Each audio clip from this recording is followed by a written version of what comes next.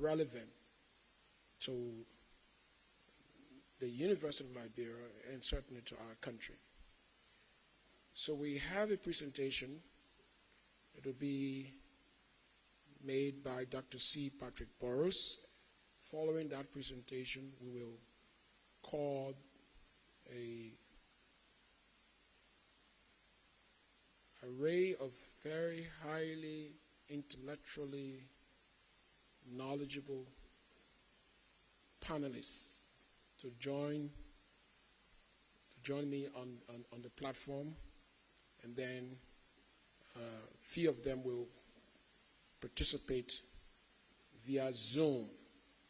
Has Dr. C. Patrick Burrows. Let me briefly introduce Dr. C. Patrick Burrows for your hearing. His name has become a household name recently, but certainly many of us in this hall know of him, have heard of him, perhaps have read some of his publications. Dr. C. Patrick Burrows is a leading Liberian historian. He has served as Vice President for Academic Affairs at Carleton University, Liberia, and Carter G. Woodson Distinguished Professor at Marshall University. Burrows is the author of Between the Kola Forest and the Salty Sea, a history of the Liberia people before 1800 and power and press freedom in Liberia, 1830 to 1970. He is also co-author. He is also co-author the Historical Dictionary of Liberia. His research has received awards from the International Communication Association and the Association for Education in Journalism and Mass Communication. Patrick earned a PhD in communications from Temple University in 1994. Ladies and gentlemen, may you please give Dr. C. Patrick Burrows a round of applause.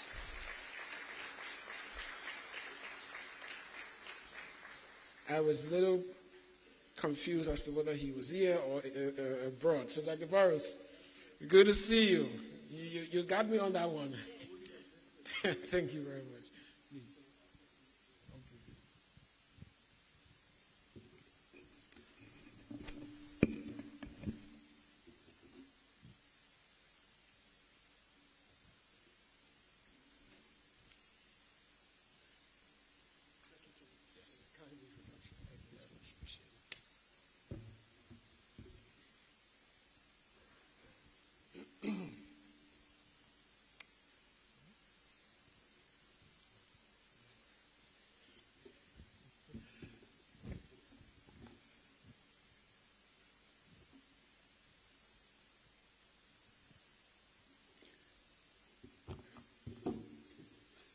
As much preparation as I had to do for this occasion, the thing that had me very disturbed yesterday, and I was texting a number of contacts at the university, was the protocol. So who do I introduce? I mean, when I start my speech, who do I recognize? And then I noticed earlier that people would say, all protocols observed. So if you will accept that, I do recognize the presence of the president of the university, Dr. Nelson, and Sister Mary Marine, who is on the board of trustees, and all of the other distinguished guests. And to you, fellow citizens of the Republic. President Nelson, let me begin by thanking you for this wonderful historic opportunity. Yeah, not at all.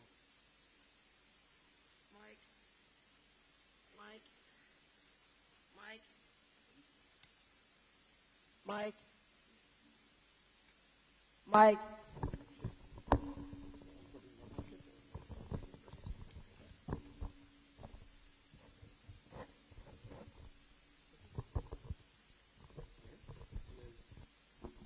Like this?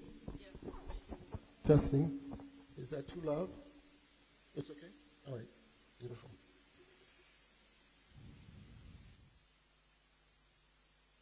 Yeah. Oops, excuse me. Yeah, as I was saying, Dr. Nelson, I'm really honored. It's a historic opportunity for me. Many in the audience don't know this, but my undergraduate experience began at the University of Liberia. But it's more. My academic career as a faculty member and university administrator also at the University of Liberia.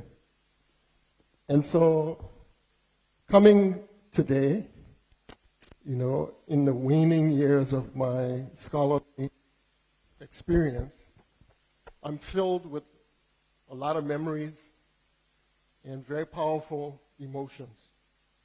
So bear with me.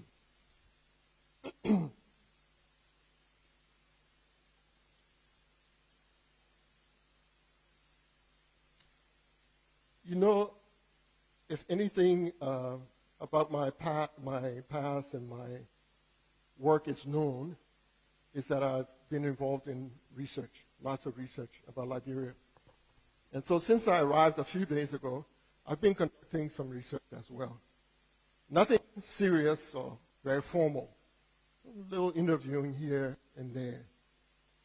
And what I've learned, quite interesting, is that for a lot of Liberian parents today, they tell me there are 4 types of children in the country. 1, the very best kids, the smart ones, who go into politics. You have those students who are a little less than bright, and they go to law school and they become lawyers. And then there are the okay students or children of the parents who go into accounting and finance. And then the 4th set of children are the stupid ones who go into history and the humanities. And so, from talking to some of these parents, I learned that I'm one of the stupid children, right? Because I've gone in that area. Now, as you can imagine, I don't agree with these parents. I happen to think very highly of education in history and the humanities. And I hope to make that case to you in the course of our discussions here today.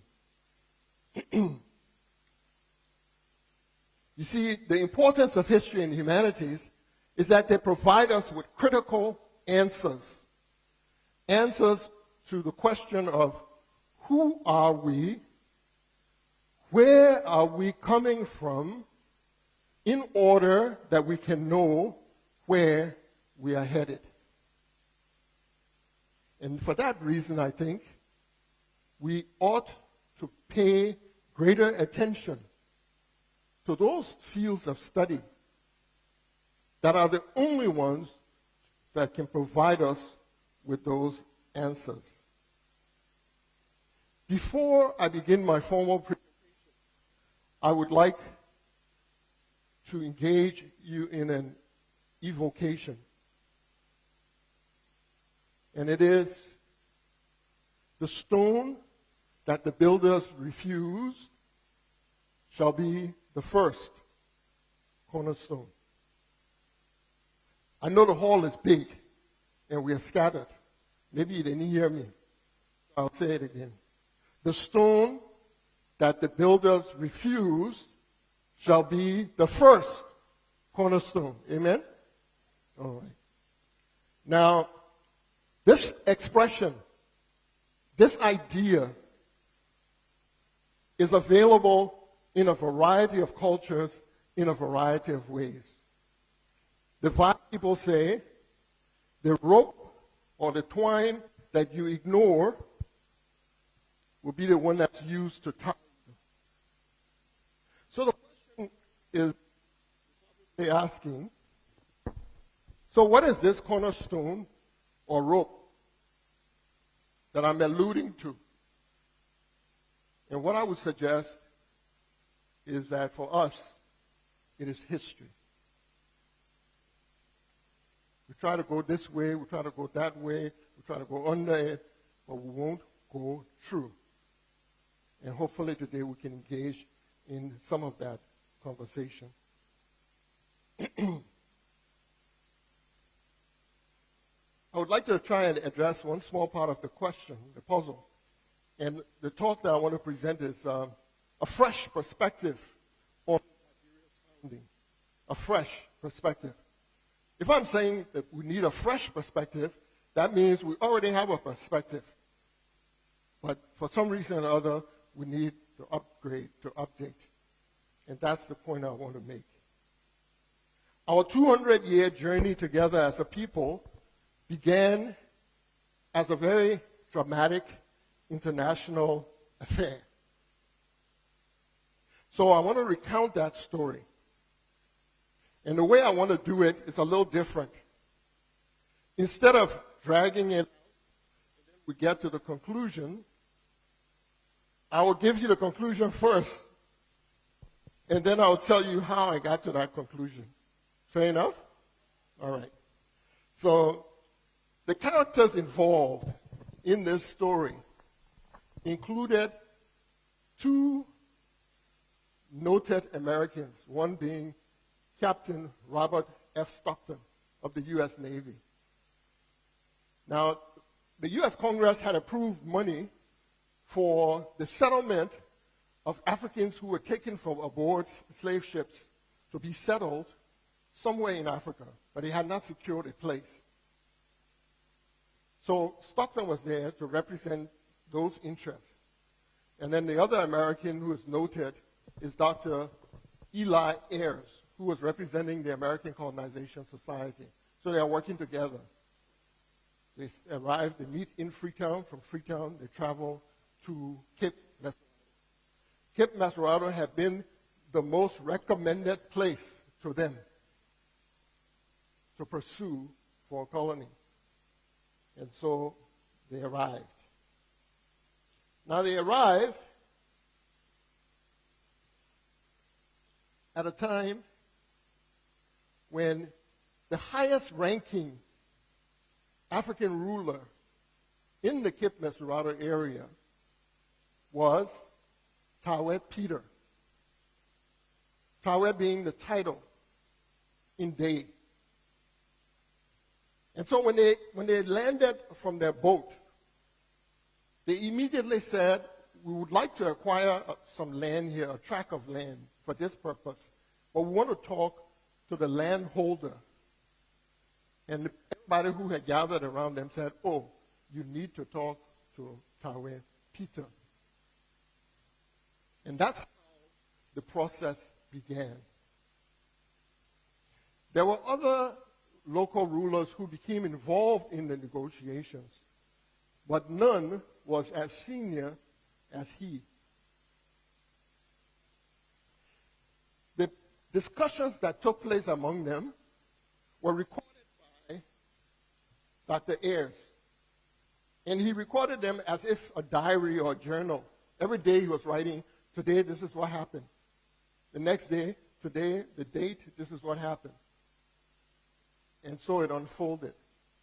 His account is the most accurate, detailed account that we have. Because, you see, historians believe that if someone is writing about an event years later, they can change some of the facts. Maybe the memory is not so good, or they may alter the facts to suit themselves, and they want to puff themselves up. But the best account that you can get, the most reliable, is the one that is from that moment, in the moment the person is recording. And that was what he was doing. And then when the negotiations were over, he packed the letter and sent it to the ACS and said this is what had transpired. For 200 years, the negotiations for land at Cape Mesurado have been enshrouded in myths. And by myths, I don't mean like the legends that people tell about their past, sometimes involving supernatural forces and such. That's one meaning of myth. What I'm talking about here are half-truths, ELDC, or lie history, to put it like that. And these myths have stood in the way of us understanding this very important story.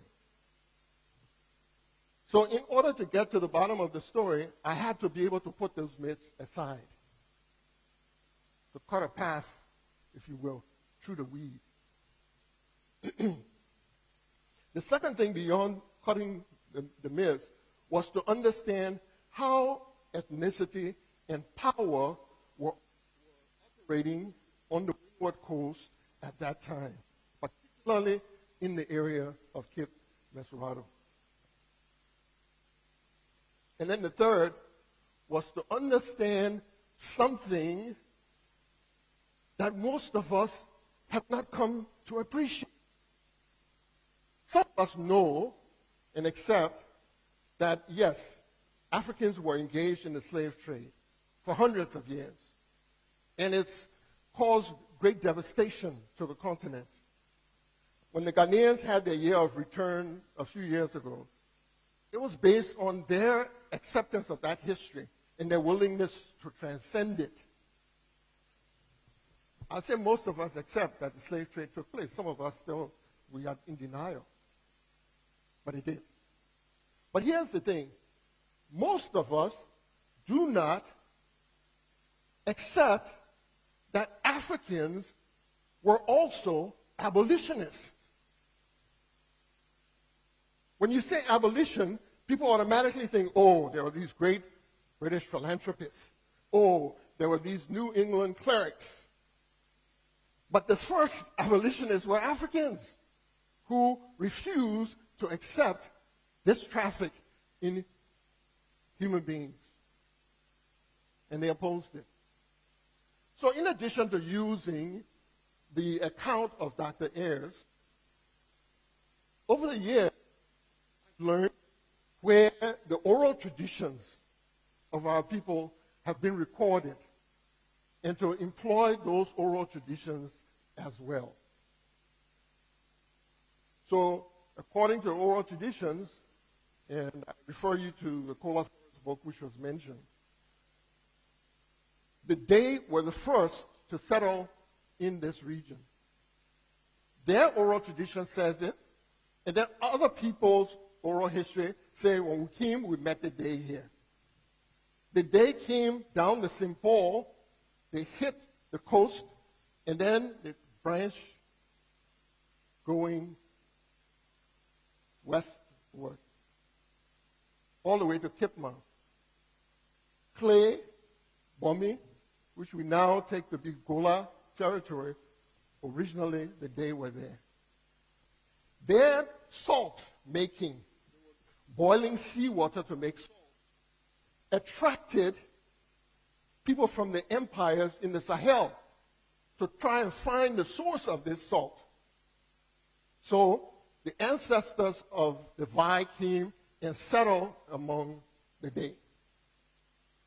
When the Gola were put under pressure from up north in their original homeland in the Kumba Mountains, they moved south.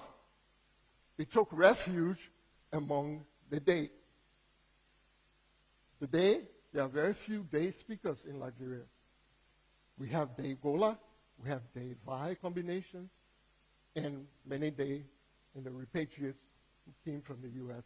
also intermarried. but they were here. So it's not a surprise that Tawet Peter was the person who then everybody said, oh, you need to go talk to him. He's the landholder. So on December 6th, Stockton airs about 15 other Americans, some U.S. sailors, some black repatriates, travel from Freetown to the area of Cape Mesurado. And the negotiations began. Now, I'll cut the story short in the interest of time. But suffice it to say, initially, negotiations were going favorably. And mainly 2 people appeared from Freetown. I don't say this as, please, sometimes you take these things as, oh, this is a statement about everybody from Freetown. No, that's not what I'm saying. Freetown was the most cosmopolitan, developed town on the coast of West Africa in many ways. They had some of everything going on there. Repairing ships from all over the world, what have you, British naval ships and so on. You had abolitionists there, and you had slave traffickers. So the 2 people who came to intervene in the negotiations were opposed to the abolition of the slave trade.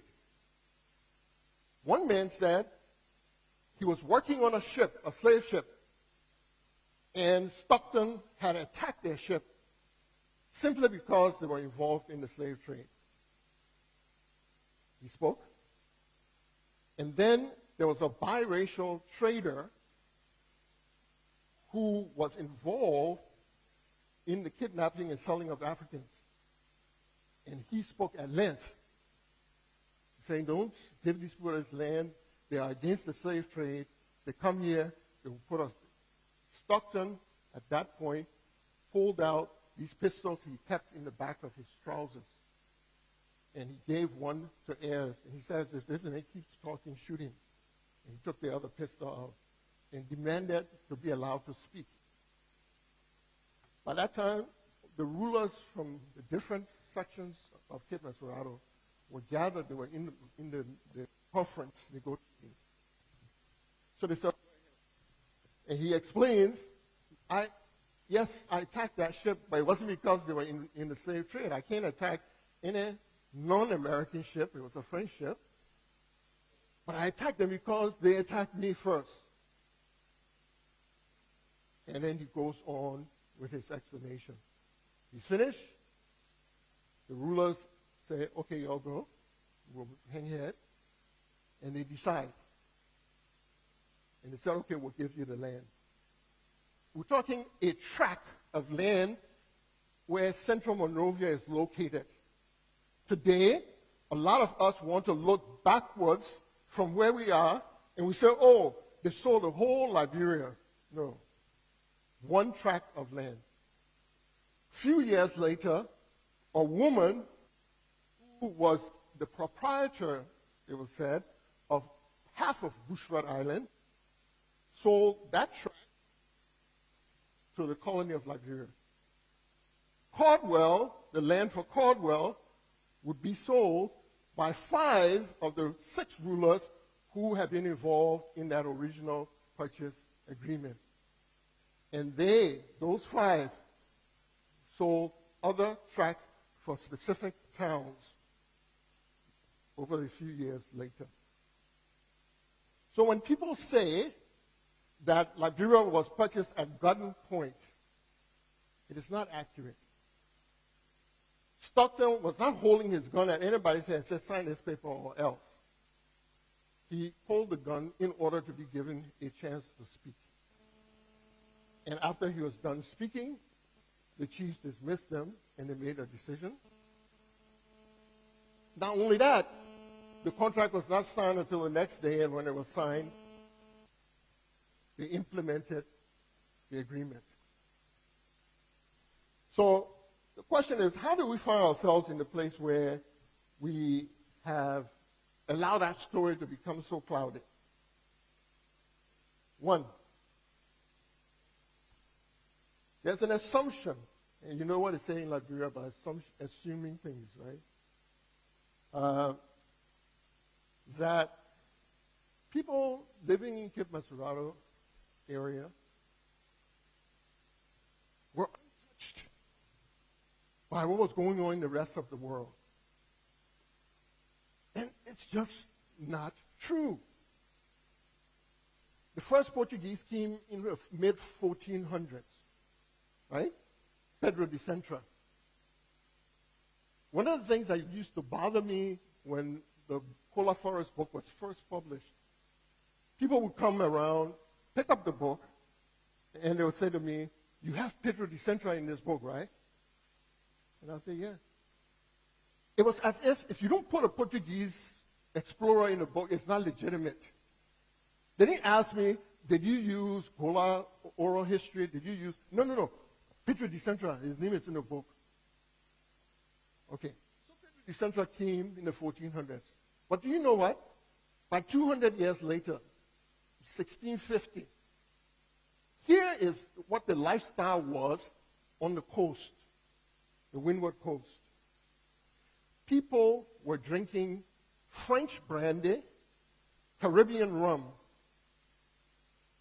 eating smoked herring from the Mediterranean with salted codfish from Norway.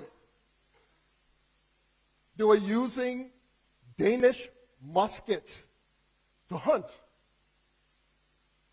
And when Ayres and Stockton were here for the negotiations, there were an estimated 60 or 80 men with muskets in the crowd.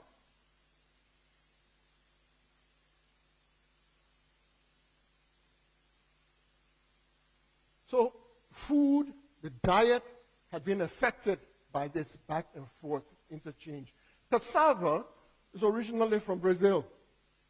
By 1650, it was incorporated into our diet, both in the form of cassava leaf and gumbo, which is uniquely Liberian. Fufu is all over the region we know.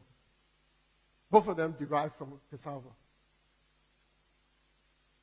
The clothes that we were wearing, the print, the wax print that we said a fanti cloth, at that time was being produced in Java, in Asia. Our people were not isolates, as some anthropologists have presented. They were cosmopolitans. Now, it was not a one-way thing that they were just here sitting down here, "Oh, you got small fish." It's not that.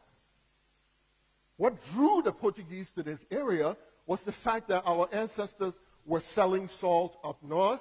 They were selling cola seeds internationally, and Malagueta pepper, which was being sold in Spain and in Italy by 1100 AD.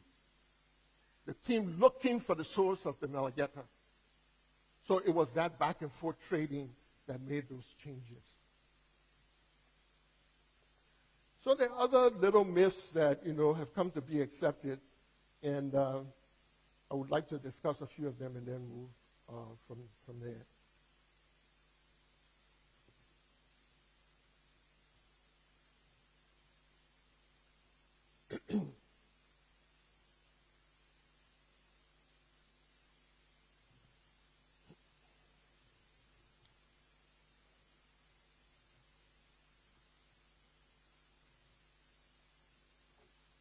Okay. Yeah, I'm trying to skip certain portions so in the interest of time. Yeah, so one of the assumptions that we make is that why did people, Ayres and others, refer to the ruler living on Bushrod Island, whose grave is now erroneously assigned to Zulu Duma. Zulu Duma did not live on Bushrod Island.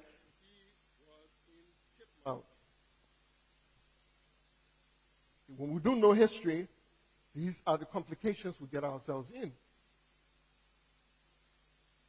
Can you imagine? So the assumption is the Americans came, they didn't bother to learn the people's names, they just started writing down any kind of name they wanted. Oh, your name is Peter. Oh, your name is George. No. From 1600, people here, especially rulers, often had a European or Western name, sometimes exclusively, but oftentimes both a Western name, outward facing, and then an indigenous name. For Tawel Peter on Butcher Island, I have seen no record of his indigenous name. Whenever he was mentioned or he introduced himself, it was as Peter. And the name Peter had been used by many rulers along the Windward Coast. So he was not the first. One of the reasons people confuse him with Zoloduma is because Zoloduma also used the name Peter Careful. But they were not the same. So that's one error that we enter into. So when you have people coming from America and they have English names, you have people on the ground here, some of whom had English names. I can show you the records of slave ships who were carrying captives from the Windward Coast. They got stopped. They dropped the people off in Freetown. And when they were getting off the British anti-slavery boats, and people said, "What's your name?" And the children, 12-year-old, "My name is William." I'm not saying those are the only names, but those names are very valuable. They are in the course if you're, skeptical or you are interested in more, because they give you sometimes the ethnic origins of the people who were on those ships. Names like Taulo, etc. The other assumption people make is somehow, our rulers around Cape Mesurado were duped. They didn't know. The people took advantage. You're cheating Africans of our humanity and our intelligence. People have been negotiating international contracts for centuries. Some Dutch ship captain comes, he says, I'm coming back, I want a ton of alligator pepper next year. You can arrange it for me? Of course. What price are you going to pay me? And then the deal is followed up on. And so we have these assumptions that have impeded, our understanding. Another assumption, the people didn't understand what the people were talking, the American people were talking. How could they? But you see, when we assume that our people were isolates, some anthropologists say, hunters and gatherers, then all these other unfounded assumptions follow. But the reality is that when they landed and they asked for the main ruler in the area, his assistant spoke English to them. When Salvoso came down to negotiate, he got involved in the conferencing and so forth. He was invited. He spoke English. He had served on a British ship. For how many centuries men from the crew coast have been working on Western ships? People living here spoke Dutch, French, and English. As for Portuguese, just leave that one. Portuguese is embedded in several indigenous languages of Liberia. But you wouldn't know. The word that we use for certain objects that were introduced when the Portuguese came in the language is based on a Portuguese word. The word palavra that we use so often for so many things, palavra sauce, it's a Portuguese word. That's the kind of thing where it led the former dictator of Zaire, Mobutu Sese Seko, to rename the country from the Congo. He gave the name Zaire, only to find out that Zaire was not a local name. Because we don't take the time to understand our history and the flow of it. We make these unfounded assumptions. But here's the top point regarding language and English. Throughout the negotiations, the rulers of the region were served by an interpreter and a scribe who lived on what is now Providence Island. His name was John Mill. His father was British. His mother was African. Mill had spent 10 years in Liverpool being educated. Came to Providence Island. Why? Because that island had been held by slave traders, European slave traders, for years. His father had a trading business there. He told his son, go take it over. But the boy had been exposed when he was going to Liverpool.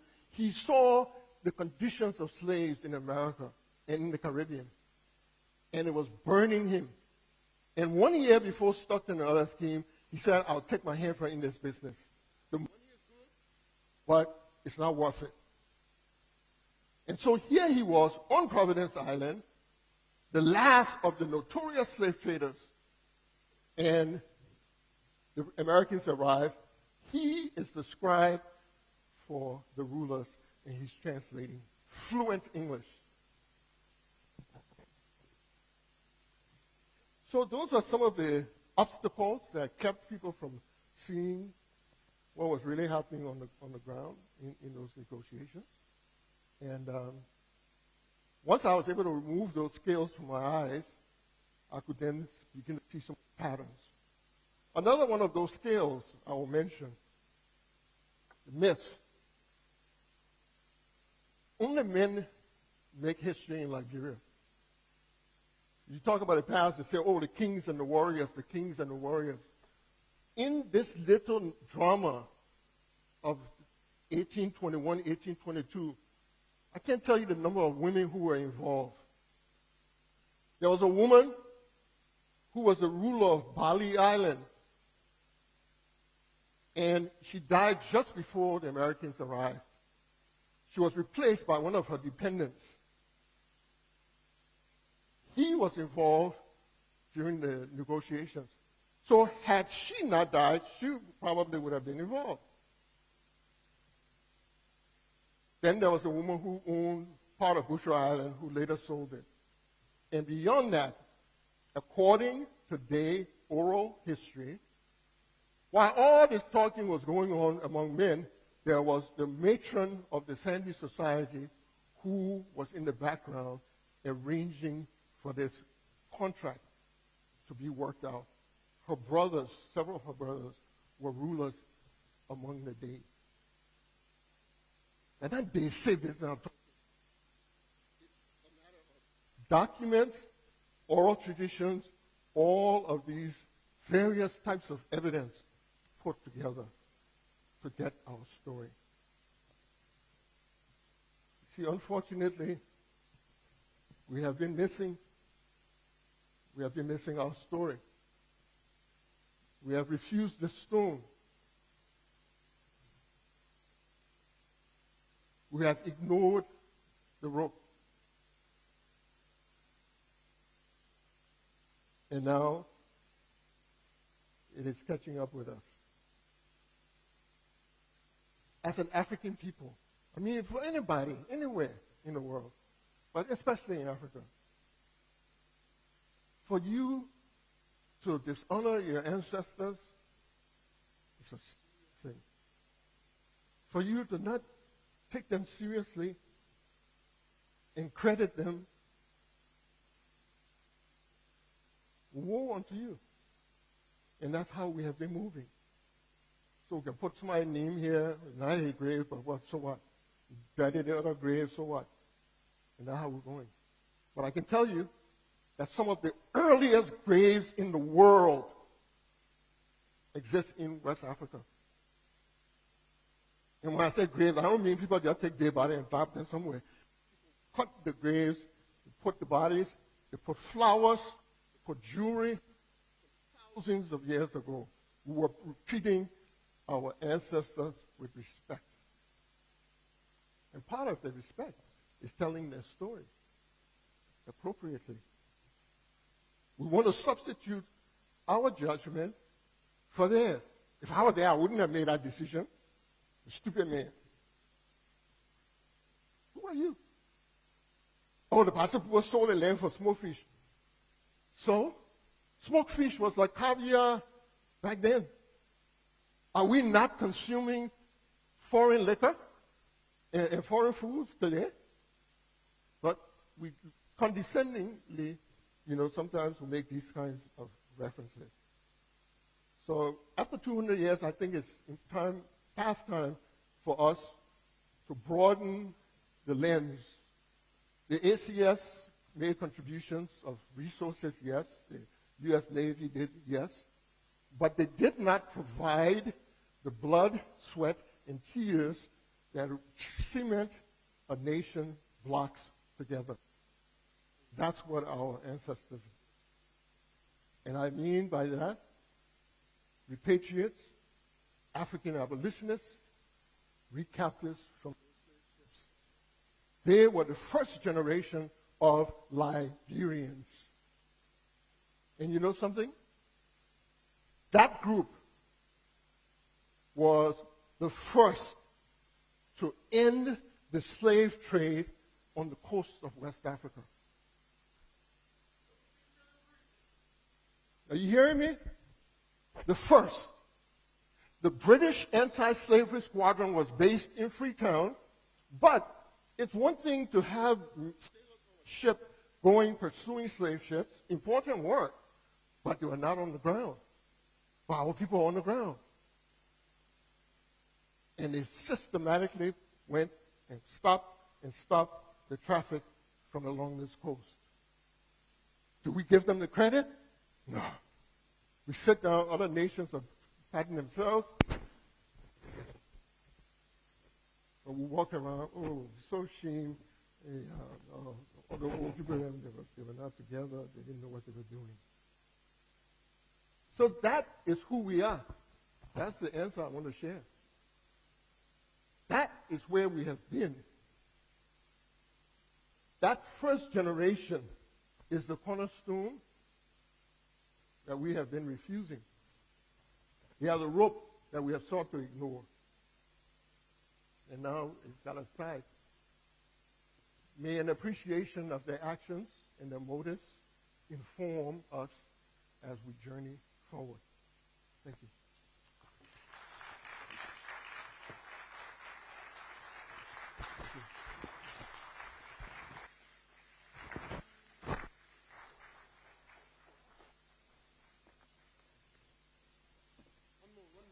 One more, please. No, thank you.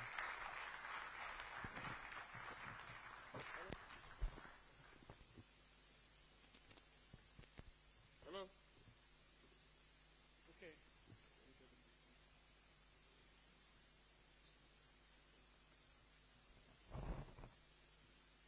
Please, control room, please put the mics on. We're about to get into serious discussion, control room. Please put the mics on. Okay. Mine is on. Ladies and gentlemen, please give Dr. C. Give the Patrick stage Burroughs mic, please. another round of applause as we, yes, as we are about to make a transition into our panel discussion. I think my mic is off now. Okay, good. Okay. Dr. Burroughs, is your mic still on? Good. Okay, you've heard the delivery, very riveting, very revealing. He's challenging some of the assumptions, long-held assumptions that have sort of defined a narrative that Burroughs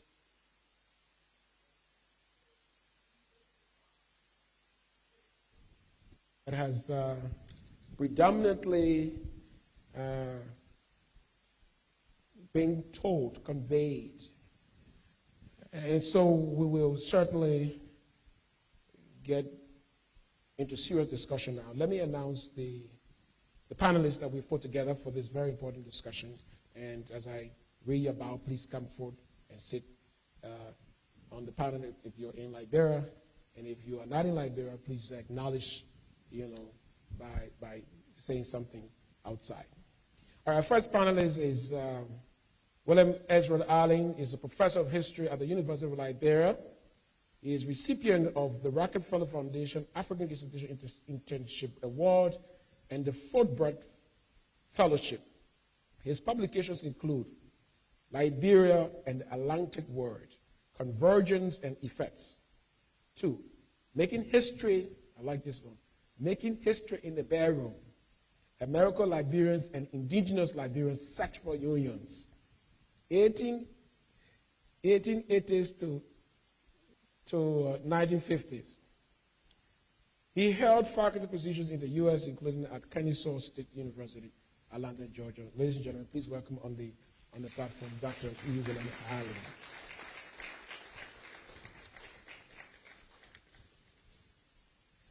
Okay, let me also now go via online to introduce Dr. George Clay Kier Jr., who is currently Dean of the Barbara Jordan McKee Leland School of Public Affairs and Professor of Political Science at Texas Southern University and Professor of International Relations Graduate School here at the African Methodist Episcopal University in Liberia. You can sit right here, Doctor. I want you to be close to Dr. Boris here. Dr. Kier has published extensively on issues pertaining to Liberia. His most recent book on Liberia is an edited volume under the title Liberia in the 21st Century, Issues and Perspectives. Do we have Dr. George Clay Kier Jr. on Zoom? Can you unmute Dr. so that we can hear him? He's not on yet. All right, we'll move on. Our next panelist is very familiar to all of us in this room. He is Dr. D. Ebu Don. He's the Alfred Walter Nigley Professor of Political Science Emeritus, Samuel C. Winey, the University of the South. He was the last Minister of State for Presidential Affairs to the late President William R. Tolbert Jr. Please welcome Professor Dr. Ebu Don. While Dr. Don is coming, I'd like to introduce to you Dr. Harbert Brewer, who is the coordinator of the African American and African Diaspora Studies Program and assistant professor of history at Morgan State University in Baltimore, Maryland. Professor Brewer specializes in the history of slavery, and you can sit on the last. Yeah. Thank you. In Baltimore, Maryland, and in history, Professor Brewer specializes in the history of slavery and emancipation in the Atlantic world and was a 2017-2018 Mellon Fellow for the Study of Slavery at Georgetown University in Washington, D.C., and was the first Lord Baltimore Fellow at the Maryland Historical Society. His current research focus is the intellectual history of the African American diaspora in the 18th and 19th century Atlantic world. He is a co-author of Guide to the History of Slavery in Maryland. The Brewer's work has also appeared among other places in the African American Historical Review. He is currently writing a new biography of Joseph Jenkins Roberts, Liberia's first president and founding president of Liberia College. Brewer received the Diplôme Institut de Langue Française from the Université de Poitiers, France, and his PhD in history from the University of Maryland College Park. He lives in Washington, D.C. with his wife and their son. Please give him a hand of applause as he acknowledges his presence. Dr. Brewer, thank you very much for joining us tonight. Last but not the least, very important panelists as well, ladies and gentlemen. Cassandra Matisium is Genome Group Research Leader for the interdisciplinary project, African Knowledges and the History of Publication, at the African Multiple Cluster of Excellence, University of Beirut. Before that, she lectured at the University of Passau. She is also a former Marie Him Vauquelin Research Fellow, Swiss National Science Foundation. She's already coming. She recently co-edited the volume, The Politics of Historical Memory and Commemoration in Africa 2020. She is the author of Mediators, Contract Men and Colonial Capital, Mackinac Gold Mining in the Gold Coast Colony, 1879 to 1909, published by the University of Westchester Press in 2018. She has written chapters and articles on Liberia's diplomatic, economic, and cultural history. So please give her a hand.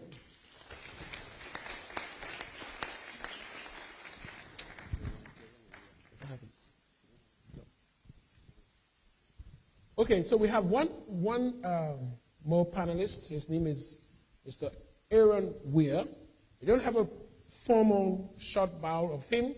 I know him very well. He used to be here in Liberia. He's doing his PhD in the UK.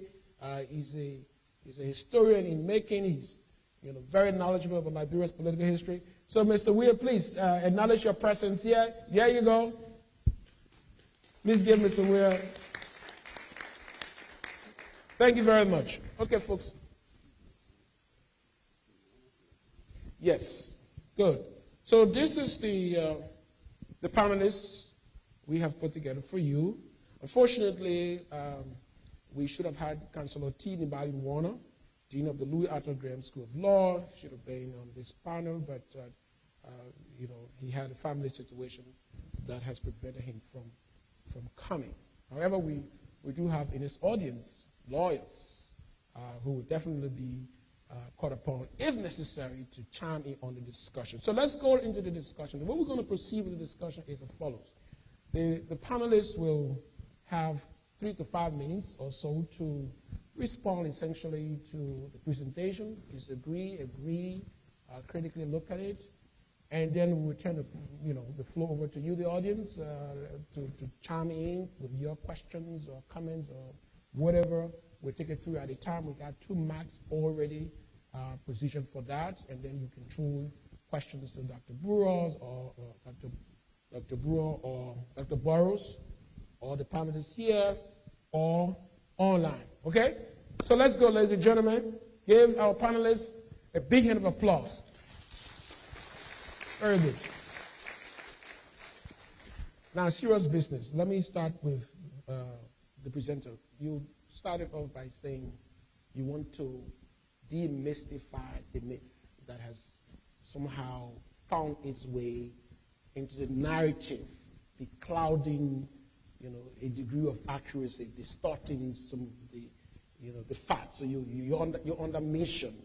And I'd like to know from you, how well are you faring on that mission? Do you feel now you're making progress, or the myth still persists from your perspective?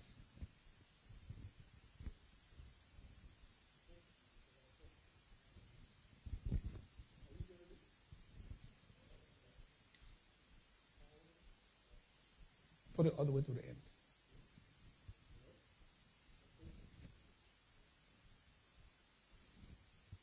Okay, why he's can everybody touch the mic just in case,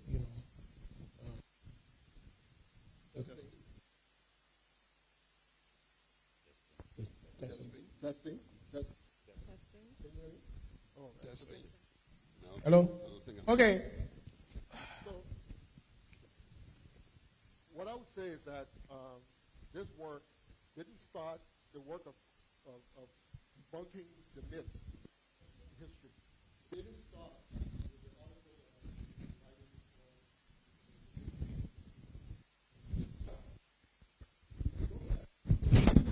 book Between the Polar Forest and the Salty Sea. You'll see that in the introduction, I am challenging Liberian readers to understand that there are certain words and ways of looking at themselves that are backing up to understand our story. And it has been this way for a while.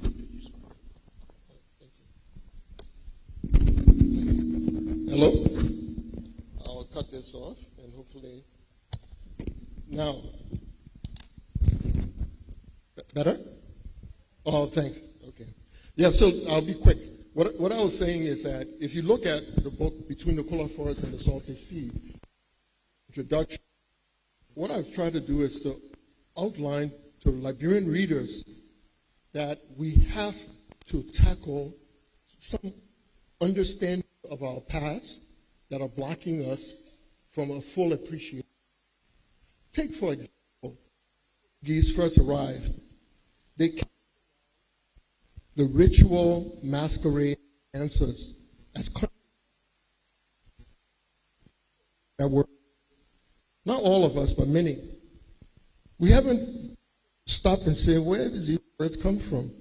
More than where they come from, how do they affect the way we appreciate or don't our culture, our traditions, religion, and how can you respect the culture they embody? So these myths are powerful. And it's been a journey of many years of trying to confront them. Because I realize that if I don't really get at the real history of this region. Okay, so confronting the inevitability of these myths, which are so powerful, is a task that certainly rests with Dr. Burroughs, but certainly with all of us in Liberia as well. Let me bring in Dr. Edward Dawn. You seated far on the left. You are a renowned historian. You listened to the eloquent presentation of Dr. Burroughs. Dr. Burroughs. I think for some reason Dr. Brewer will soon come in. It's stuck in my head. Okay. Hello. Okay, so what I think we'll do, you come here, you do your 2 to 3 minute stuff, and then we'll go on from there, because this mic seems to be working better than the movie.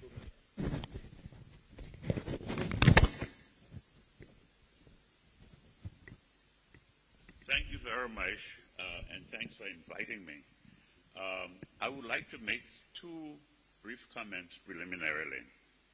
The first comment is to pick up on what Dr. Burroughs started to say about myth. I think that he is leading us on a different path from the path that we have followed in the past in terms of studying our past, the Liberian past. I was editor for the Liberian Studies Journal for about 10 years between 1985 and 1995. And I remember processing an article that was done by Dr. Burroughs on our founding constitution, that is the Constitution of 1847, of 1848. And one of the things that stood out in that article was who wrote the Constitution of 1847. And I'm sure many of you here went through the school systems in this country, and the name Simon Greenleaf stands out as the guy who wrote the Constitution. Well, we have come to learn since then that Greenleaf made some contributions, but there were people on the ground here, leaders of Liberia on the ground here, who actually did the writing of the Constitution. So I think that's part of, at another level, the sort of thing that Burroughs is challenging us to begin to do. The other thing I like to do is to make a general comment on the state of Liberian studies or Liberian history. Since the end of the Second World War, around the time when President Tubman came to power, we had a number of Liberians going abroad to study, do graduate work, master's degree, PhD degrees, and so forth. And as I recall, a lot of the people who came back with master's degrees, doctorate degrees, ended up as government bureaucrats. I can even remember some of the names. Probably some in the audience will remember the name of John Payne Mitchell, who went to the University of Chicago, one of the leading schools in the United States, and came back here in 1955 with a PhD degree. And he became a government bureaucrat and remained in that capacity for the rest of his life. There are a number of others I could cite as examples. I'm reminded as I talk about this thing sometimes of a French sociologist called Raymond, who says that troubled times incite reflection.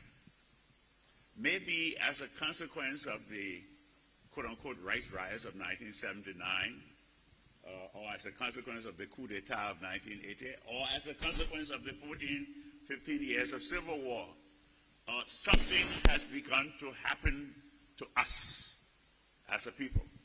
We have decided, I believe, to pause.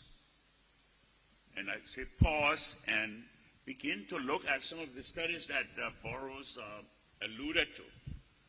We have a number of studies done by anthropologists and people in other disciplines. The cumulative effect of all of those studies is that they have tended to define us as a people in a certain way. Since all these times of troubles, we have seen a number of Liberians stand up and begin to raise questions, critical questions, about the validity of some of these studies that have been written, designed to define us. You know, I think it was back in the 1960s that a group of Africans group of African historians, I should actually say, coming out of the colonial experience, began to raise questions about the interpretation that was brought to Nigerian history and Ghanaian history and West African history on the part of colonial scholars. And as a consequence of their work, we have a multi-volume production of the history of Africa spearheaded by UNESCO. I think it is that kind of thing that I hope Dr. Burroughs' studies will stimulate among people who research and write on Liberia. I like to stop on that. Yeah, can you stand for a moment, please?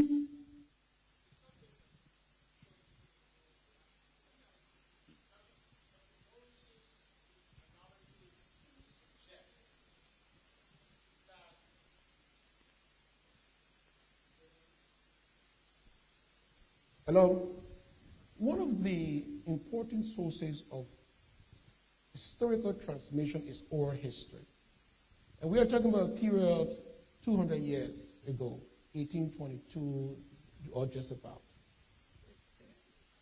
The assumption that Dr. Burroughs seems to be making is that some of the oral history that was passed down from generation to generation relative to the purchase of land, etc., may not have been accurate.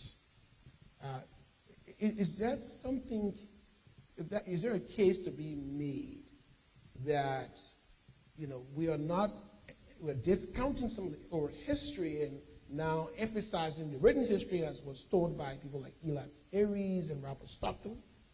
Well, I think it's a combination. I don't think it's either or. When you're doing research, you look at many sources, not one source. You do interviews, you look at the oral history, you go to the archives, you look at the written record, and you make some judgment. Understand that that's part of the thinking too. You make some judgment about what it is that you are looking at. And let me just make this point before I take my seat. Knowledge acquisition is an ongoing process. We never know everything. So when we say something based on our research and our judgment at that point in time, at one level I like to say that we should take it as tentative. That's the state of knowledge now. 15, 20, 50 years from now, fresh evidence may emerge and lead us to re-examine what we are concluding on today. Thank you very much. Good. Let's go now to Zoom. Dr. heard the presentation by Dr. Burrows. You've heard the response from Dr. Involved in the African American history in the diaspora. Is this something that struck? Is it agreeable to what Dr. Burrows has said or Dr. Down has said, or you seem to flow along? Was that question directed to me, and can you hear me first of all? Yes, we can hear you out.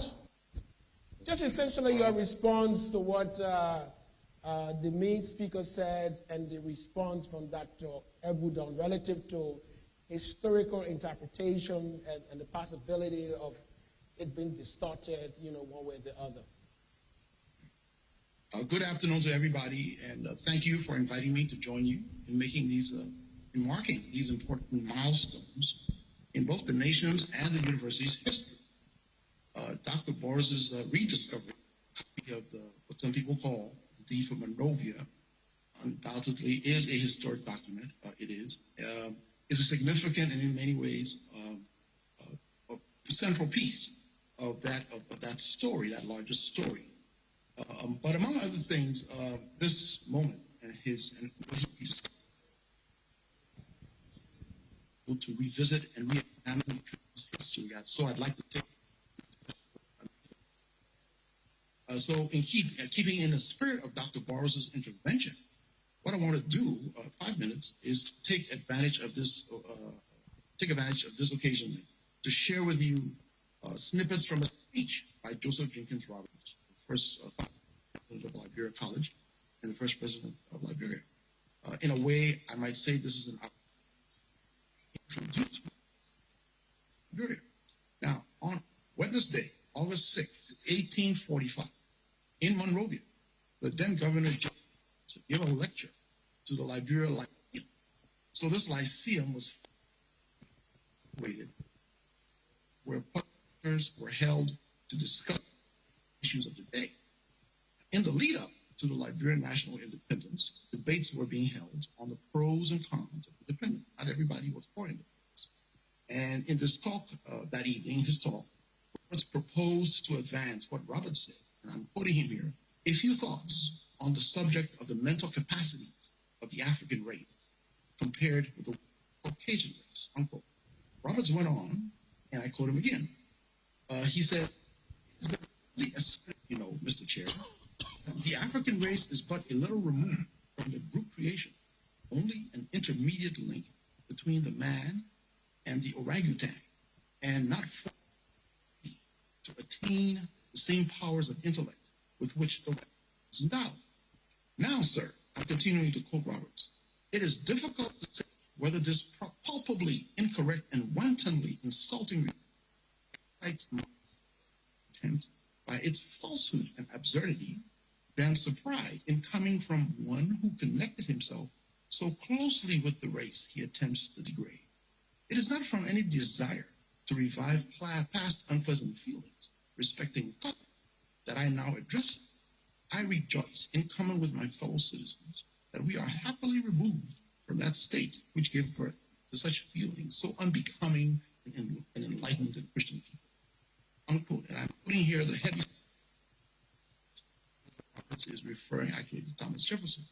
Roberts explained why he had chosen to speak on the topic of racism that day. Quoting him here, my objective, therefore, sir, in selecting this topic is to enlighten and to vindicate the African race from the most unfounded and scandalous reflection. In that sentence, we may find, I think, one of the animating principles behind the founding of Liberia, to vindicate Africa from, as Robert said, a most unfounded and scandalous reflection. So the idea of redemption, of restoration, of recovery, reclamation, revitalization, an idea that would later echo in the 19th and 20th centuries in the thought of Pan-Africanism, from Blyden to Garvey, from Du Bois to Nkrumah. Roberts was a trailblazer.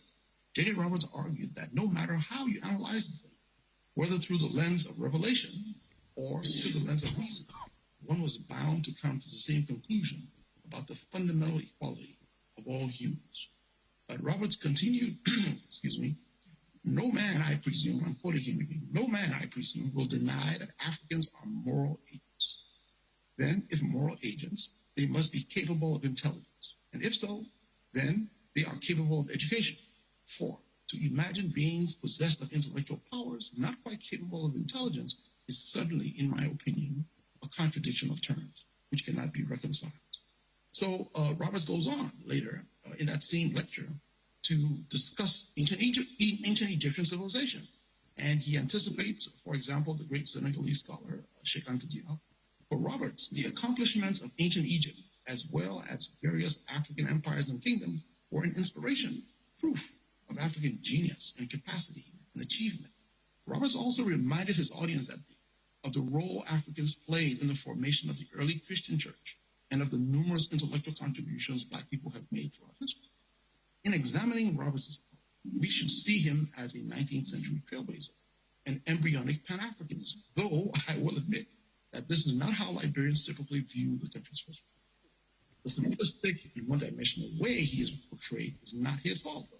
So let us see, I think, use this moment in our history as an opportunity to also reflect upon and reassess the complex intellectual legacies left behind by men like Roberts, but not only Roberts. Of course, he was, as I said before, the founding president of Liberia College. I want to quickly just conclude these brief remarks, not just to thank you once again, but also by recognizing Dr. Hannah Abiru Bowen-Jones for paving the way. Thank you.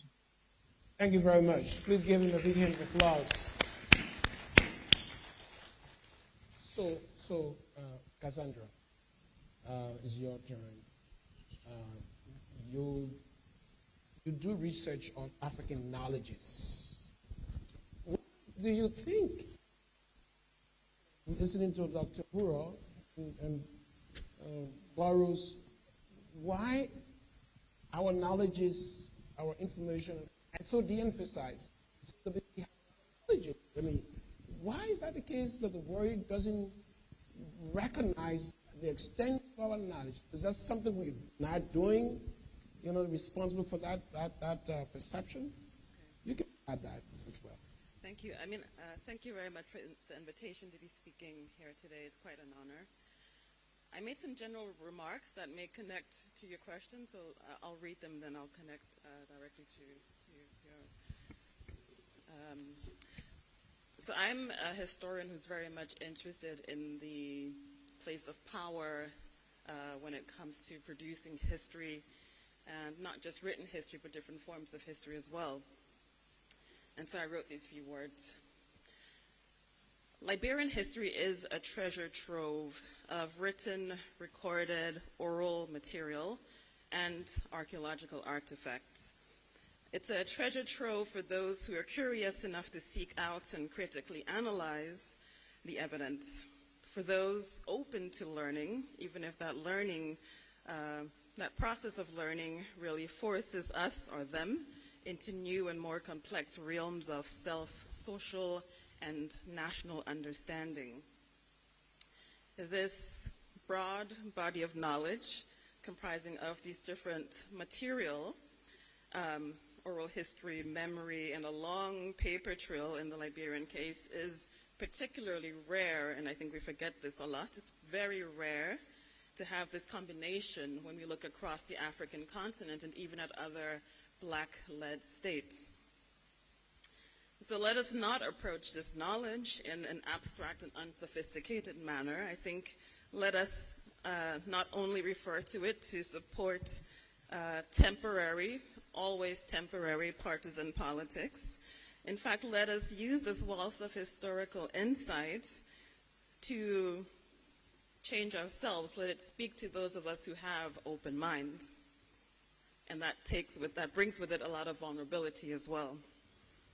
So today we talk about one type of historical source. Of course, Dr. Brewer has worked, Dr. Barrow, has worked with lots of different other forms of historical sources, so not let us forget that. And yet, I think this historical discovery reminds us that we're never done learning. So this isn't the end of Liberia's story. We're never done learning about the past. Liberian history is a treasure trove.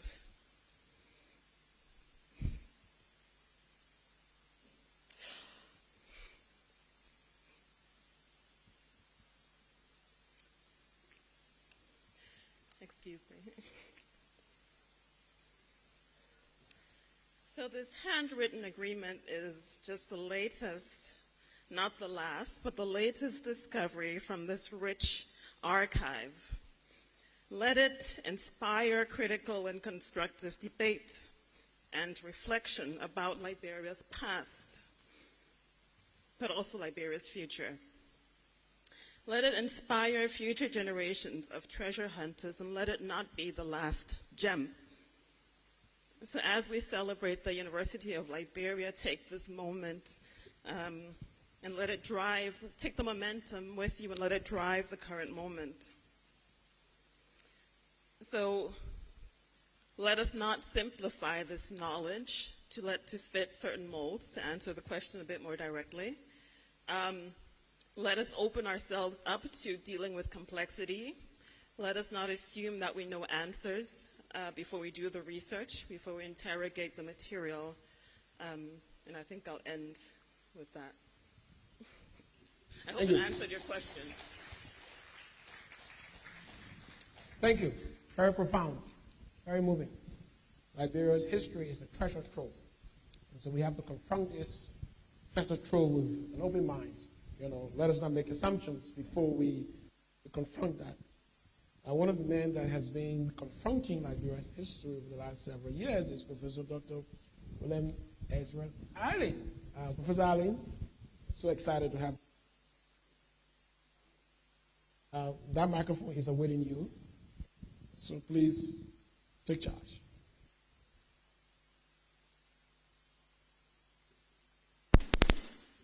Let me thank Dr. Burrows for his presentation. And I want to make a couple of points to sort of how we can look at the history of Liberia. Dr. Burrows mentioned that on the Liberian coast, you had Liberians who had learned to speak European languages. It's indeed true. He mentioned the word palava, where it comes from the Portuguese word, which means to talk. That's the meaning, and the reason why they used that word palava here was that when the Portuguese came, they usually bargained with the indigenous people for a long time, establishing price for captives, price for pepper, and so forth. So the Portuguese brought this word in palava, which means to talk, a lot of talk. There were also other Portuguese words. For example, dash. Those of you who grew up in my generation, you heard dash. Dash me. That word comes from the Dutch also, that you had the Dutch on the coast. So you don't only have the Portuguese, you had the Dutch, the English, and so forth. In places like the coast of Ghana, where the English were well entrenched by the 1800s, the indigenous people who speak English on the Liberian coast, because you didn't have one European language, you had different people speaking. So we have Dutch, you have Palava, and so forth along the coast. Also, the exchange that he talked about, our peppers going to Europe, and so forth, and the Europeans bringing in their textile, their guns, and so forth. Indeed, Africans were also sending things out. The okra we eat, the okra came from Africa, that we eat in the United States now. So the Europeans brought the cassava here, they also took okra. I say all of this to indicate that historical research is still relatively new in Liberia, relatively new. So, but when a discovery is made, what scholars and academics usually do is that the discoverer brings the discovered what has been discovered. And that discovered material, the question you raise for us is, what knowledge does it add to our existing knowledge? Does it add knowledge to it? This is where I want to thank Dr. Burrows, because Dr. Burrows discovered the deed for Liberia. In fact, the topic of this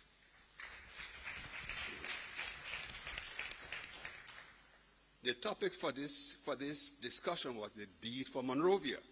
He discovered that deed. And when he discovered the deed, the information was posted on the Washington Post. So we were excited, because the question is, this is a very important historical document, but in addition, what does it add to our knowledge of Liberian history? Does it bring anything new to the history? And this is again where we need to thank Dr. Burroughs, because he mentioned that there are several myths in Liberian history. There are several things that we have been teaching our children that is ill-informed, several myths. So the question becomes, what new knowledge in this document, what informed us now to say what was being said here all along is incorrect? What's in this new document? Because we have to find out, where is this source of knowledge? What's in this new document? For example, he talked about the gun that Stockton used. Now, in the history books, the various history books, it says that Robert Stockton took a gun and brandished it in front of the indigenous people, and because of that threat, the people signed the deed. Well, I was glad when I heard that Dr. Burroughs had discovered this deed.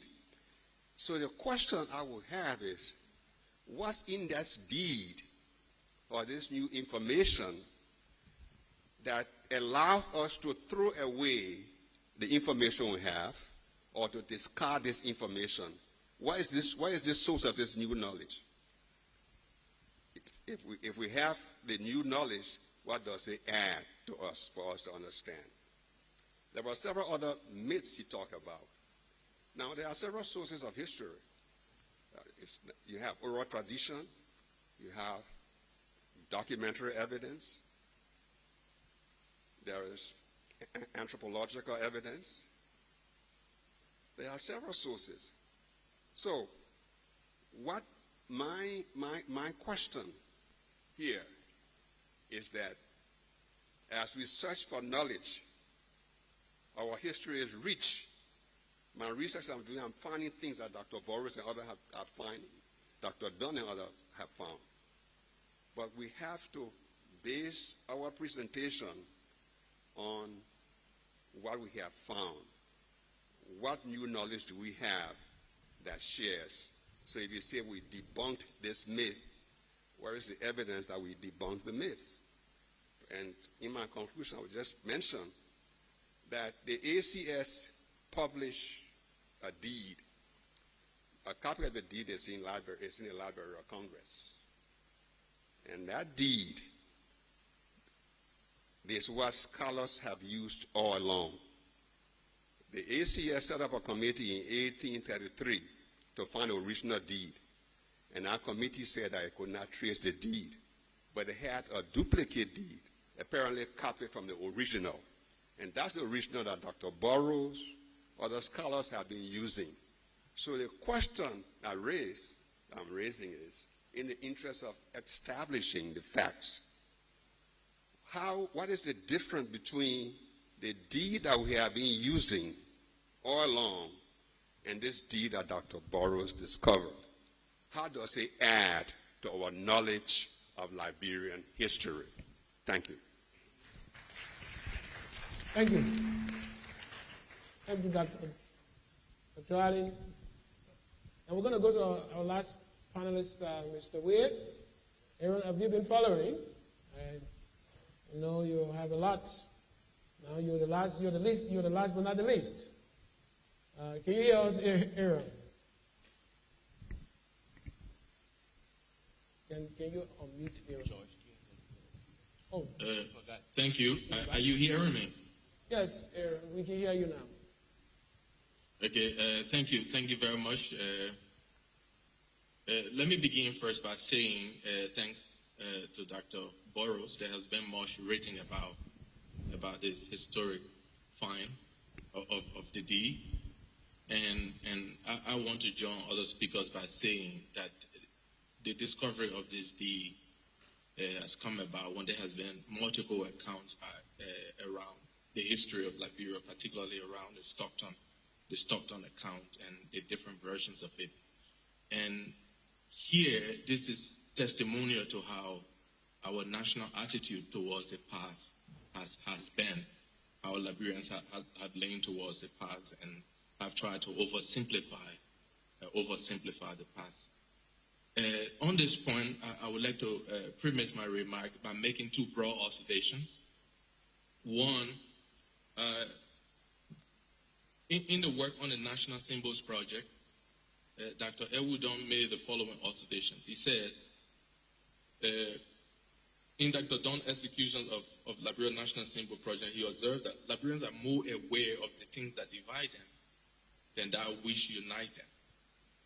In Burroughs' study of citizenship and identity, he postulates that the notion of guilt by association is inherent in the Liberian psyche and a key function of how Liberians tend to interpret the past, especially pre-1980, especially post-1980, and especially during the period of the Civil War. If you put these two viewpoints together, there's been a historic discussion about, has Liberian existence been more about cooperation and conflict? If you put these two viewpoints together, I think Liberian existence has been more about conflict and less cooperation. So the question I ask here then is, does the bicentennial represent a point of departure and a deliberate move toward cooperation? I'm aware I'm asking a rhetorical question, but I'm also aware that this question captures my own aspiration of the new Liberia that we're all trying to envision. In response to this question here, I would like to say that event of this magnitude is normally preceded by a major work of commission investigation trying to address certain national question. By default, I think that the body of work produced at the Governance Commission come close to trying to shadow what the bicentenary is trying to grapple with, the key existential questions that are emerging. Also, it provides a baseline material to help to rethink or remodify this. The second point I want to make is that 1 year from today, in next year, we will be celebrating the 20th anniversary of the Accra Agreement. What this represents is that this is the first time after 2003, we'll be having a new generation that is new to violent conflict. What is the spirit of the bicentenary with such a young generation? In the 2008 Housing and Population Census, we were reminded that 65% of the Liberian population are those 65 and below, 35 years and below. It means a significant part of the Liberian population were those born during the war and during the Accra peace agreement. Why am I making this point? I'm making this point on the beginning statement I made that Liberians are more aware of what divides them than what unites them. And the whole guilt by association attitude that have come to define how we look back at the past. So my further question here is, how is the bicentenary and making a deliberate move away from these things? I like to fall back on the historic discovery that Burroughs made, as a very important point of historical clarification. How is this adding up to the new direction that we are going? I know my remark is much about questioning, and then it's about making new comments. So I would like to stop there and on these questions that I've just raised. Thank you very much.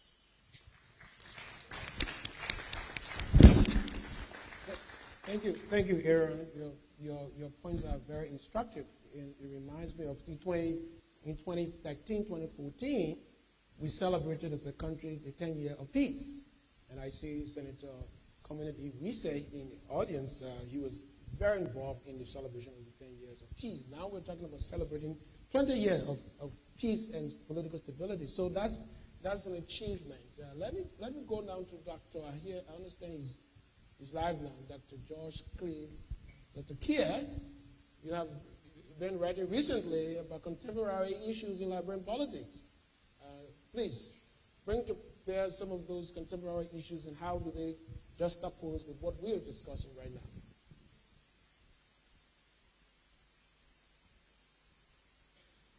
Is he on? Is Dr. Kier on?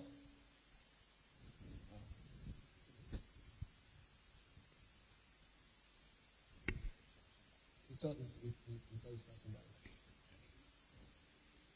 Okay, it looks like we do not have Dr. Kier on. We'll continue. If he joins us, certainly he will chime in. Now let's now open the discussion to members of the audience. You've heard the presentation, you've heard the responses from the panelists. It's your opportunity to pose a question or make a comment to either of the panelists here or the lead presenter. We have 2 microphones,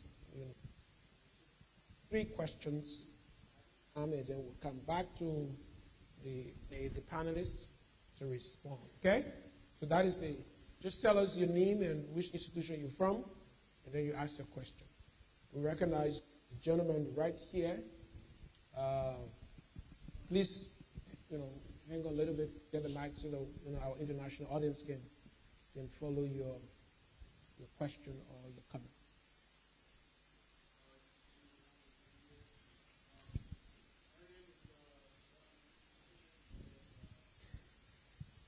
I'm from the diaspora. I was born in New Orleans, raised in South Central Los Angeles.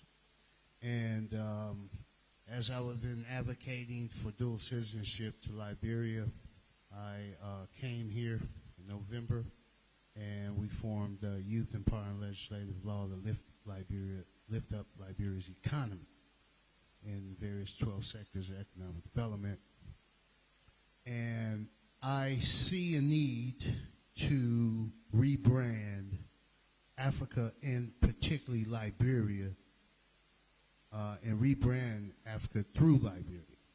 And I've always said that we need to rebrand Liberia to get our young people to buy into patriotism to Liberia, to own Liberia. And I see that directly in our history that has not been told, and debunking the myth, and I think we should do it through film because of the war and everything in the education system. A lot of our young people are visual. So I would like to enlist you guys to help us put together a documentary or film of this history that he just said, but keying in on our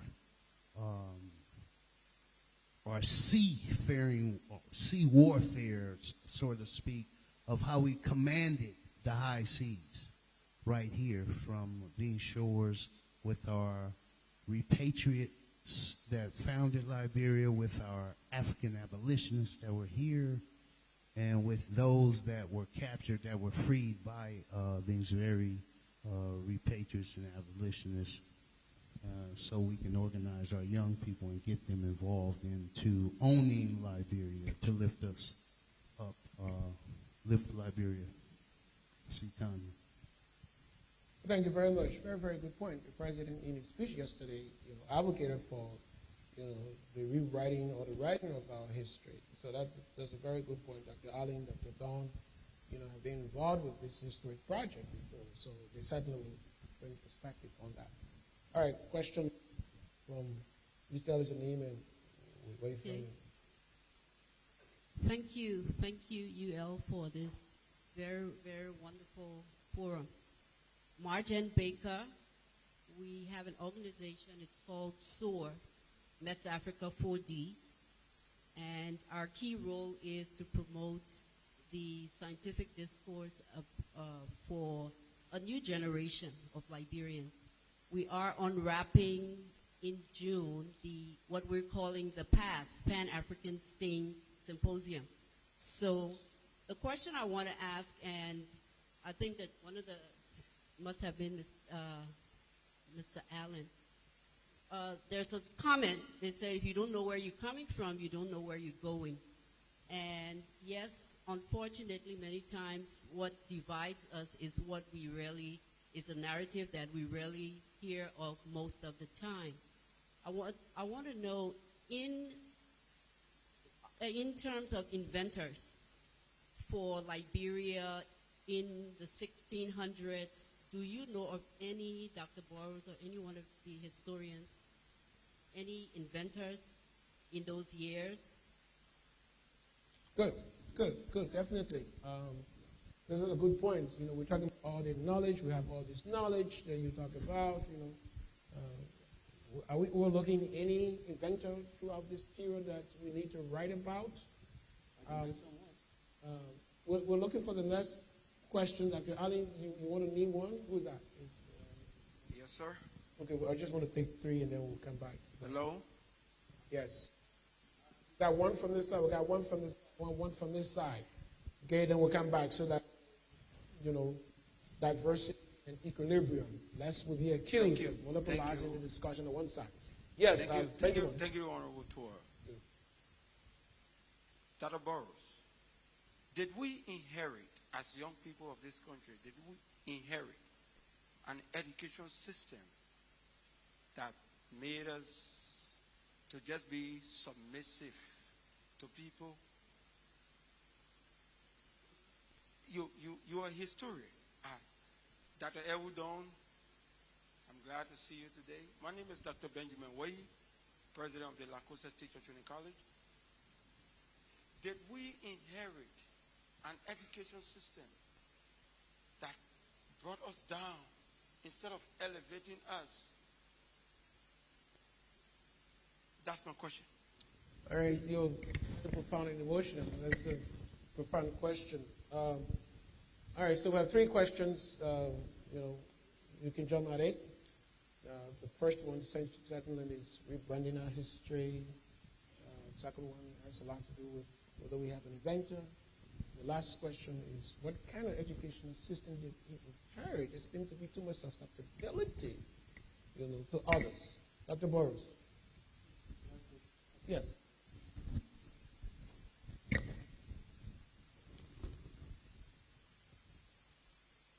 To your question about inventions, I will caution you against looking for individual inventors. Our society, our cultural context is collective. Once we shift, you know, our mindset, we can then see the many important inventions that took place here. Look at the suspension bridges, right, that were woven to cross over these chasms. We call them monkey bridge. That's engineering. Do I know the individual or one, if there was one individual who came up with that design? No. But it doesn't make it any less brilliant. When the Portuguese came along this Atlantic, they didn't know the Atlantic. They were learning. It was trial and error. But when they got here, they met our ancestors who knew the water like the back of their hands and could teach them. One of the problems the Portuguese had was there are two currents running in this Atlantic, two like rivers. One runs from west to east, it's close to the shore. And I'm giving you this knowledge from the Kru traditions. And the Portuguese will come in that river and it's carrying them towards the Gold Coast. Time to go back, they're trying to sail against that current. Many of the ships crashed along the coast. As they started interacting with our mariners, people said, no, there's another current over there, out in the ocean. If you get in that one, it will carry you the other way. Because our fishing folk would go out in the morning and they would travel, carry dry fish from Krukos to Kipmount, get in the other current and go back. They understood the tide, they understood the weather, they understood the breezes. All of that was required knowledge. Who made the canoes, the huge canoes that would go out in the Atlantic Ocean? So my charge to you is that the record is here of these spectacular inventions, but we won't be able to credit them to individuals because of our cultural context. And to the young man who asked a question about education, Generally, education tends to be discussed in two ways. One form is critical. People are taught critical thinking. And then there's another style of education that involves recitation of things that were memorized. And there has been an emphasis on memorization and regurgitation. And that's not very helpful.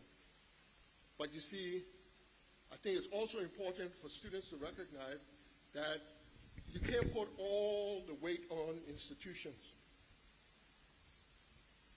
There are individuals in the midst of dysfunctional educational systems or schools who seize the mission of their own education, right?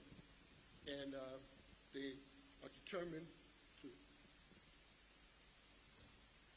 improve themselves, to improve their knowledge, and so forth. I met an individual when I first came back home at one of the events that I had, a book talk, and he was taking pictures. I didn't know him. At the end, he said, "Doc, I got some pictures of the event. You want to check them?" I looked at it. I was like, wow. So he came by the next day to share the pictures with me and to give him something. And I asked him, I said, "Where did you train?" He told me, "I watched photography videos on the internet. And I wish I could show you the work. The man is brilliant. But there are individuals who will, despite the odds, right, make sure that they improve their education." And I think I want to encourage students to make sure that they do that. Good point. Dr. Allen, you wanted to come.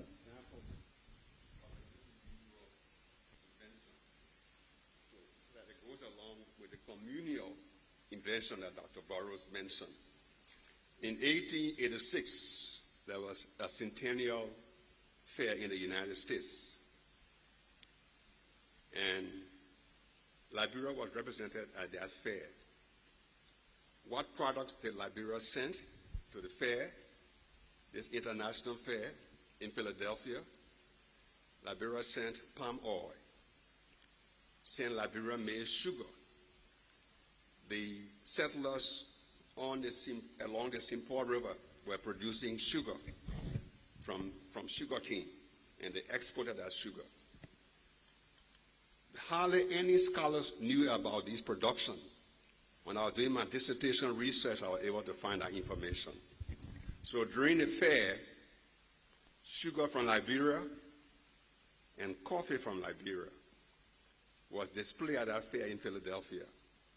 Guess what happened? Who won the award? The Liberian sugar, the Liberian coffee. The coffee won Best Coffee Award. It was competing with Brazilian coffee, competing with coffee from Cuba. Liberia won that certificate. I have the certificate in my dissertation. I haven't seen that information. What I'm saying, in connection to communal invention, we should also look at the individual. There were farmers along the Simpoa River who produced sugar and they exported sugar. The interesting thing about this information is that it came at a time when the notion was that Liberians were non-productive, but that Liberian sugar and Liberian coffee was being certificated in foreign parts. Thank you. Thank you very much. A hand of applause for that. I want to bring Dr. Harbert Brewer in on this conversation relative to the last question about our educational system, that whether or not the educational system we inherited is submissive. You're writing the book, a new biography of former President Joseph Jenkins Roberts. He is credited in his will of leaving, all his lifetime inheritance to the education of Liberians. If Roberts was alive today, as we are, would you think he would be satisfied with the current state of affairs of our educational system, Professor Brewer? I thank you, Mr. Toy. I smile at that question because I actually often think about it as well. What would he say? And as historians, we are trained actually not to think about that because we are very mindful, of change over time, and we are mindful of being ahistorical. We are mindful of anachronism. Roberts was a man of his time, and best that we leave him in his time. But I do think that he would probably like what he saw today. And people that might seem shocking. He might like some things that he sees about today. I'll put it that way. And other things he might be surprised at, or disappointed at. Like anybody else, if we ourselves thought about what we would see in 100 years from now, 200 years from now, we have no idea. But still, I like the spirit of the question. I think that oftentimes, as we grapple with these issues, as Roberts grappled with the issues of his day, it would benefit us if we started to think about Liberian history from a Liberian lens, use a Liberian gaze to look at Liberian history. And I think oftentimes we tend to the habit of looking at Liberian history through an American gaze. And that comes out of what I would call the ACS narrative. And I think that we should consider decentering that ACS narrative. So let me just propose this, a simple proposition. We start from the position that Liberia is the center of the world, and then we go from there. And that would help us, coming to terms with various issues as we confront them. And I think that Roberts himself might actually agree with that proposition. I'd like to think so. Okay, very good, very good. Let's come back. The audience, is there some on the same point? We want to shift gear a little bit. See, yeah, and this is very important. So let's recognize the two distinguished ladies first. Former Foreign Minister King, and then followed by the Vice President of. To Mr. Boros, I'm looking forward to seeing that original document deed. I'm Ulubanke King Accra, former Minister of Foreign Affairs, Republic of Liberia. I want to pick up from your story about the coffee. My great-grandfather, CTO King I, who was one of the Sierra Leonean Yoruba immigrants to Liberia. He was Consul General for Brazil, okay? And he actually took Liberian coffee to Brazil. X number of years ago, as foreign minister, when I visited Brazil on a delegation with President Ellen Johnson Sirleaf, it was mentioned by the Brazilians that their coffee came from Liberia. So I just want to commend what you just said about that. It was real. It was real. So I just wanted to add that I wasn't aware of the Philadelphia Fair, but once you spoke, I remembered this dimension. Thank you very much, and thank all of you for this extraordinary session. I want to commend the university also. I just wish there was some way that all these writings and all the excellent things that are coming out of Liberians could enter our school and educational system. It's not happening. It is not happening. It is so sad. I don't know how do we do this. Yes. We've got to do it, because clearly what we learned as children, right? As I think, Elwood, you said it, with more research, there's more information. So what we learned in history, I studied history at the University of Ibadan, okay, among some of the great West African names.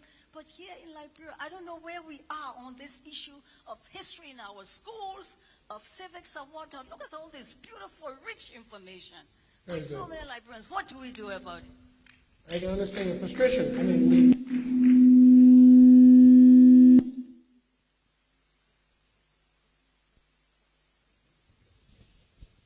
Can you hear me?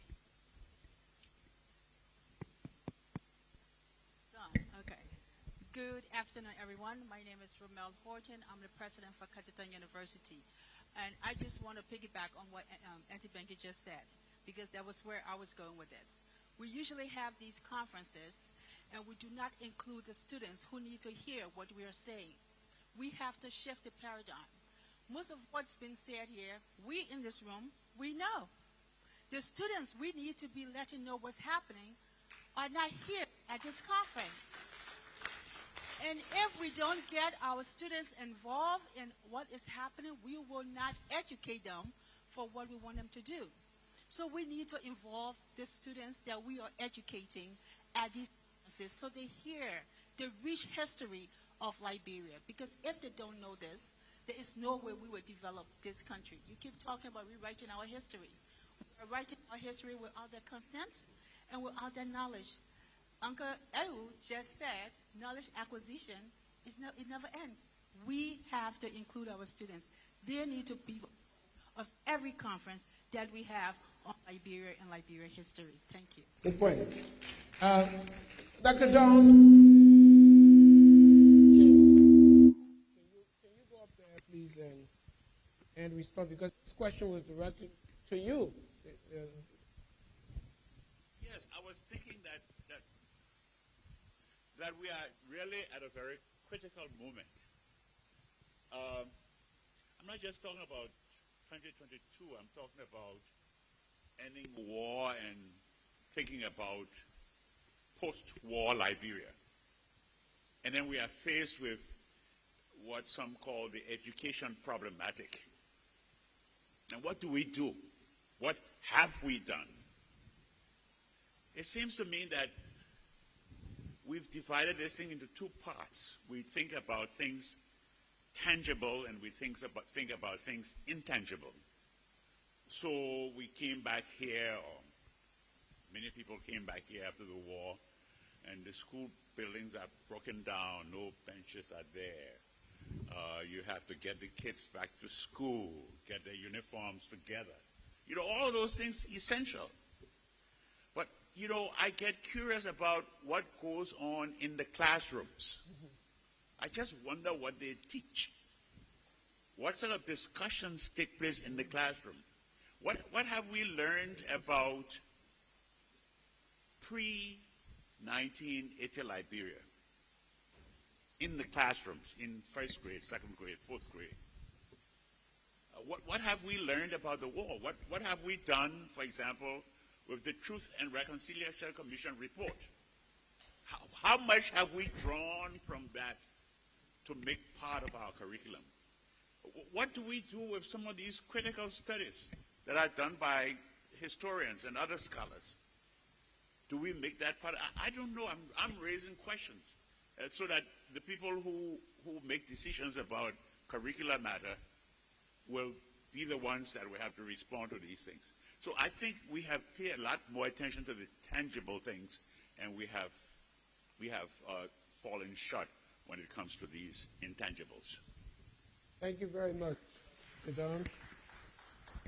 Okay, we're going to move on now. I mean, this first round of questions is very relevant to what we're discussing here. You want to stay on? We'll come and have you.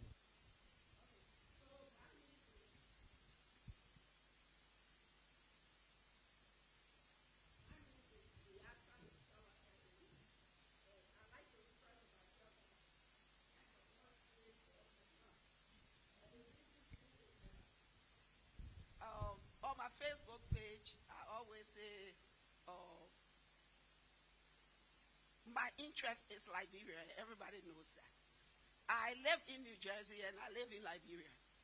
I am the coordinator between the historic Providence Baptist Church and the historic Shiloh Baptist Church, which we have just celebrated the bicentennial of the church. And with Shiloh, we form a cooperation and collaboration, actually, and we bring folk back and forth. My pastor, the Reverend Dr. Dara LaRue Armstrong, who sits on the board of Princeton University, during the bicentennial brought a message to the Republic of Liberia from Princeton University.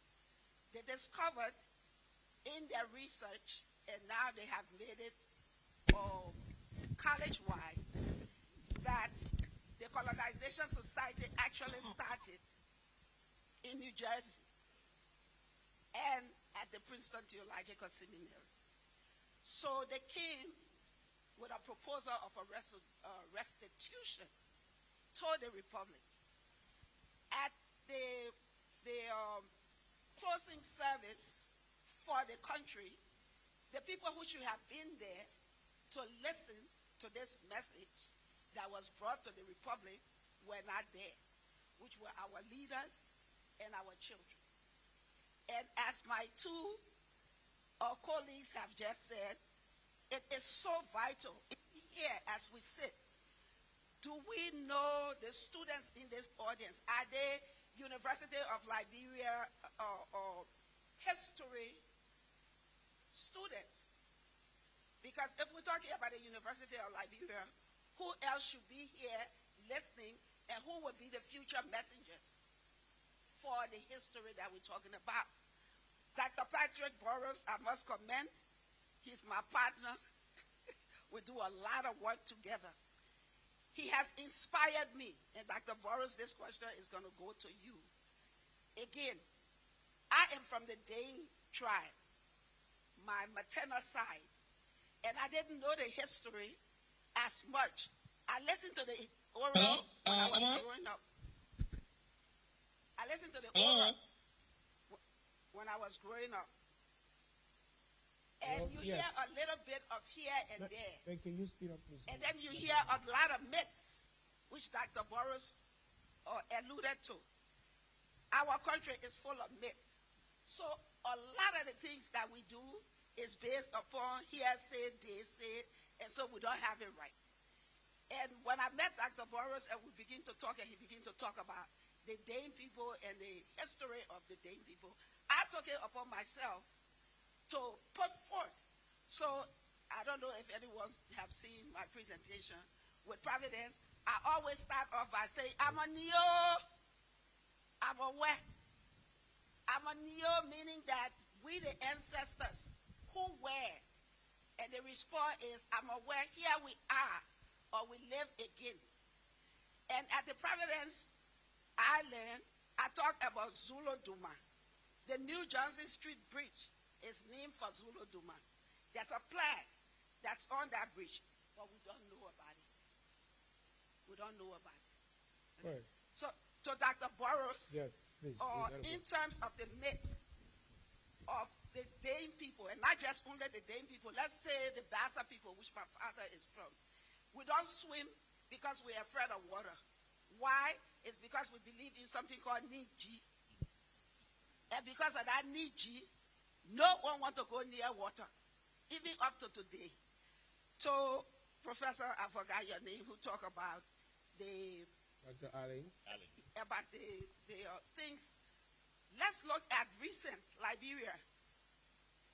Liberia was, by AGOA was selected, 17 products of Liberia were selected to be represented in the United States in 2019, I believe. The rice, red rice, ruby red rice, and the pearly white rice, best rice, come from our country. The Simpor rum. Ma'am, just wrap up now. We have to move on, please. Another thing we have to have that you people got to go to somewhere else. So please ask your question, and then we so just go Dr. quick. Burroughs, if you will elaborate a little bit more on the myth and to the University of Liberia issue as far as our students are concerned. Very good. We're going to take, let's take Councilor, former president of the Liberian National Bar Association. There's a microphone right behind you, sir.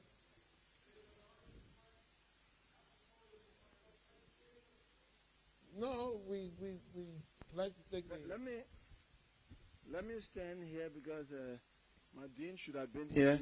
Yes. You're talking about deed. Yes. So That's legal issue. Now, and the deed is the best evidence. so that's the problem. And I want the historians to look at how the issue of deed even divided us. How did they contribute to the conflict that goes on today?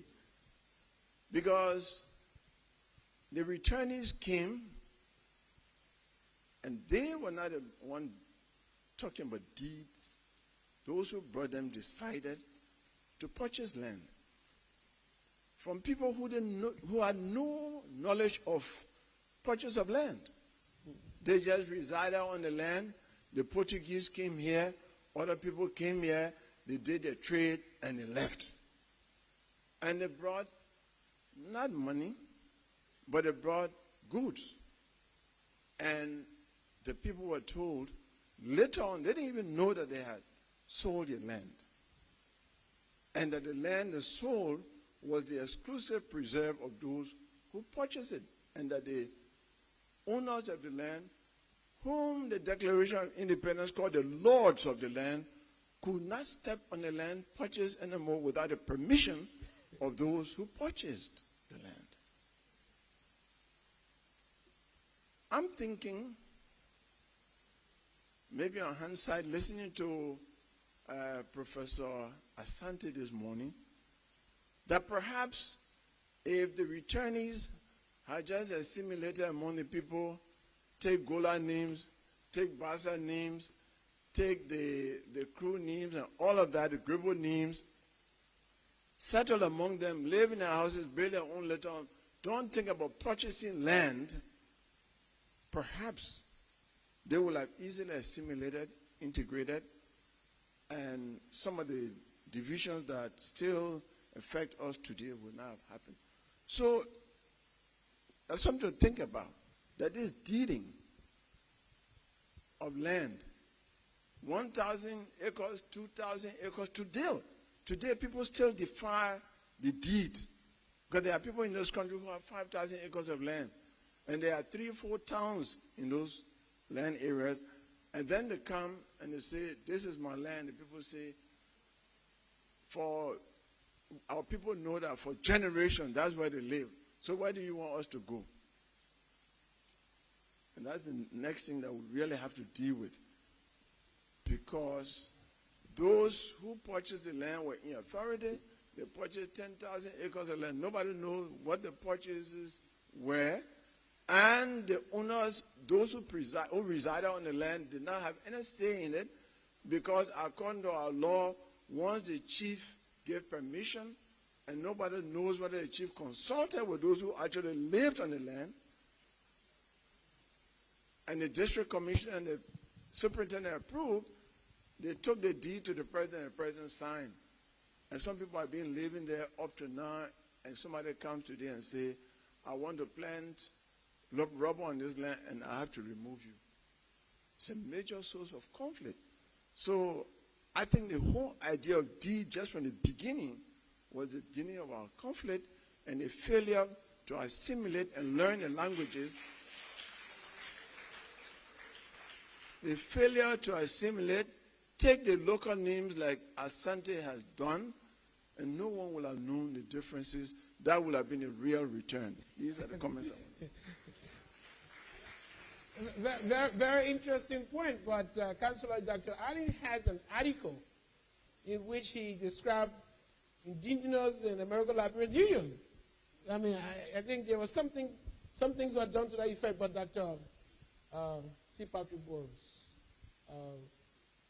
yes, please, it's important because, you know, the purchase as you described seem to be calling into question the discrepancy in terms of the understanding. You know, people were here, residing on the you know, and you come, 2 white men came, and one of them brandished a pistol and said, the land, you know, all of that stuff. That was not the understanding of our people at the time, according to the councillor.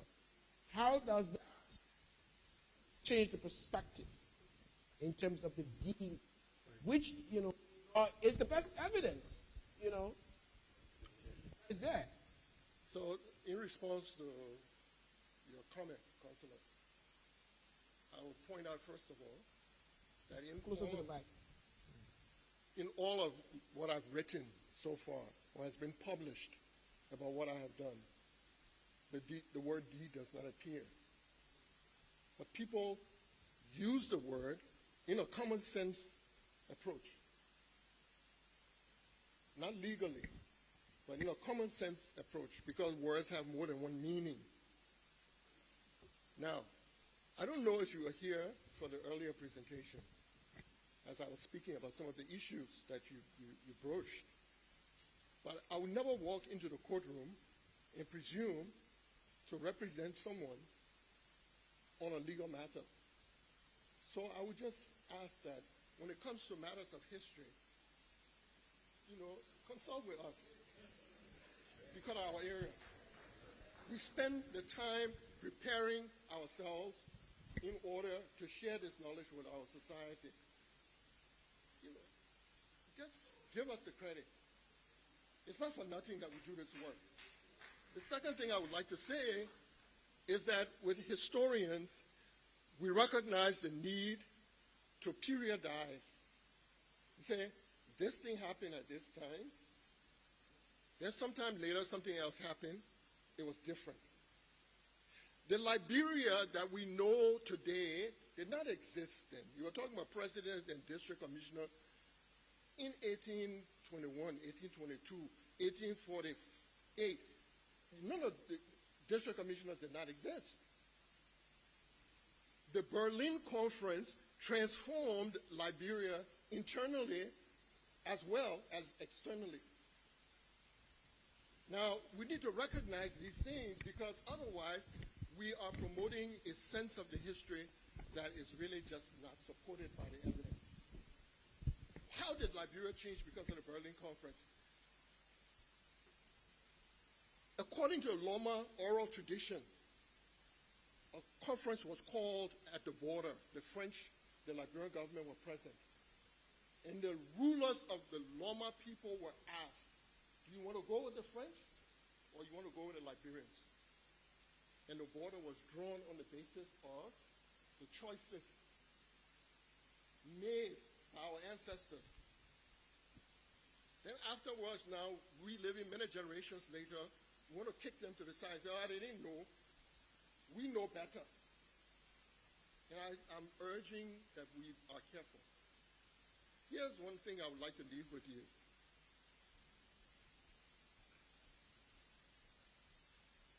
Relationships change. I have a friend who was bearing his soul to me about his marital problems. And he's telling me about his wife and the fact that, she was never in love with him and she was always behaving in ways that were unacceptable. And I had to sit here and say, my man, you know I was around when you were courting that woman? You know I was at your wedding? You are not singing this song what you're singing now. And he said, oh man, look, man, move right here. You'd like to, bring up those kinds of things. We have a choice, whether as intellectual leaders or leaders in other capacities, to be able to say that when relationships turn rocky, we must not take that and project it backwards if it was not so. And I would say to you that the conditions that obtained at Cape Mesurado at the time that I've studied it was not the condition that you just described.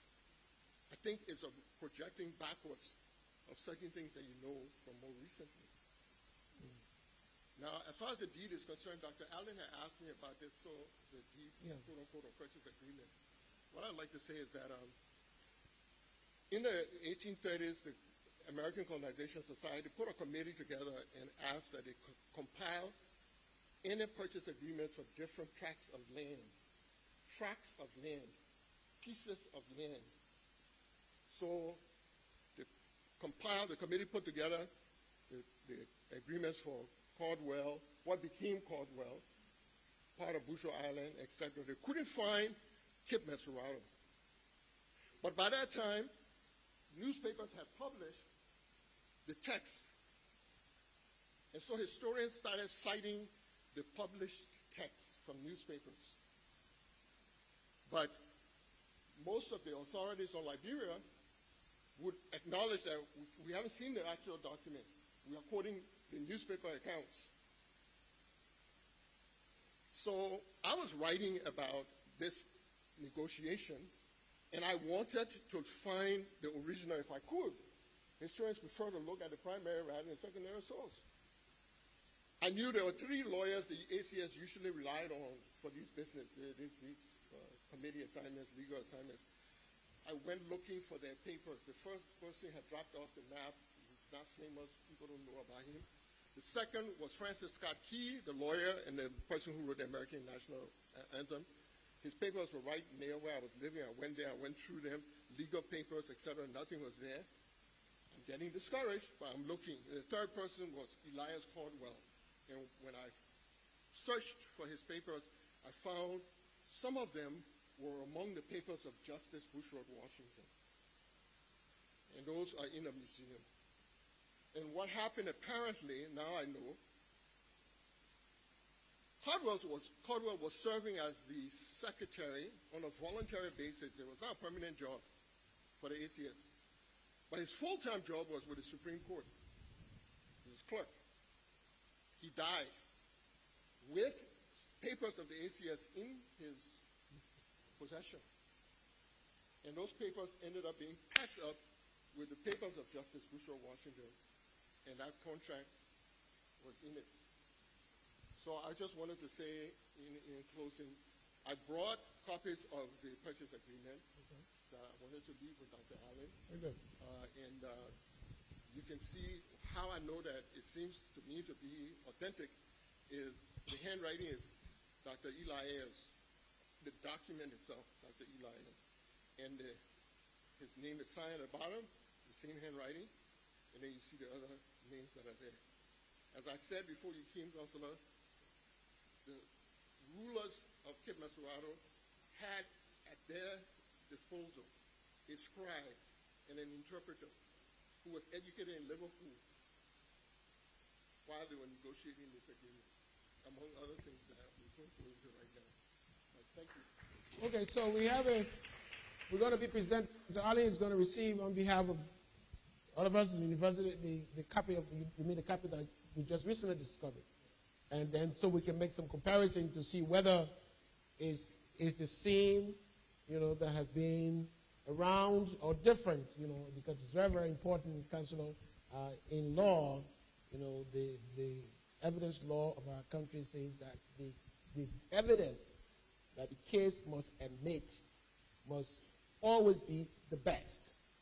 There is no existence of a better evidence. However, if the original best evidence is not available, the court will allow a duplicate version. Now that we have found the original version, we will compare the original with the duplicate. It might be the same, or it might be, different. Right, folks? All right. Let's move on now to the last round. The last round. Our panelists are still with us via online, right? Good. We're going behind now because we yes. Don't worry. I will recognize. So we'll go way over there. There's a lady way in the back there. Please tell us him, and then we'll come in the middle. And is the education here? Okay, Minister will come in. Don't worry, Benjamin. All right. Come on. Yeah, good afternoon, everyone. I'll get you, and then we'll get Sister Line. Honorable panelists, one thing that has really, really disturbed me this evening. You come from. What am I to? Is on? Can you hear me? Yes. Okay, I was completely disturbed when I heard Dr. Boros. Project your voice a little bit, man. Yeah, I was completely disturbed. Okay. First, Robert Stone waved his gun only to be given a chance to speak. But the waving of signals intimidation. It signals inciting of fear. Just imagine you going up pictures. To me, it was a form of manipulation for them to do whatever they needed for them to do with the document. So they are really, really disturbing. We need to look at it in the history book. It's not a decent thing to do then, and it's not a decent thing to do now. Very good. Talking about buying land, somebody's brandishing a weapon, is intimidating, she's profoundly disturbed with that. Okay, we're not going to make assumptions here. We want to demystify it, and then we'll come back to the panelists. Sister Mary Laurie, please, you have the mic.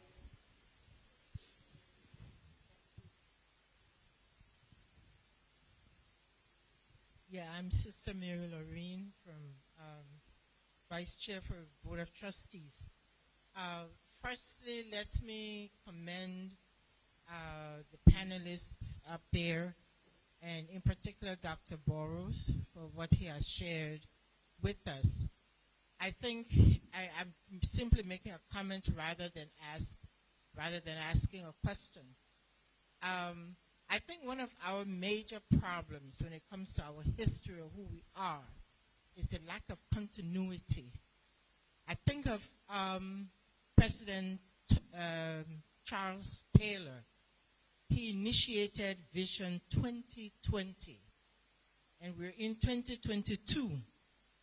And then President Ellen Johnson Sirleaf started Vision 2030.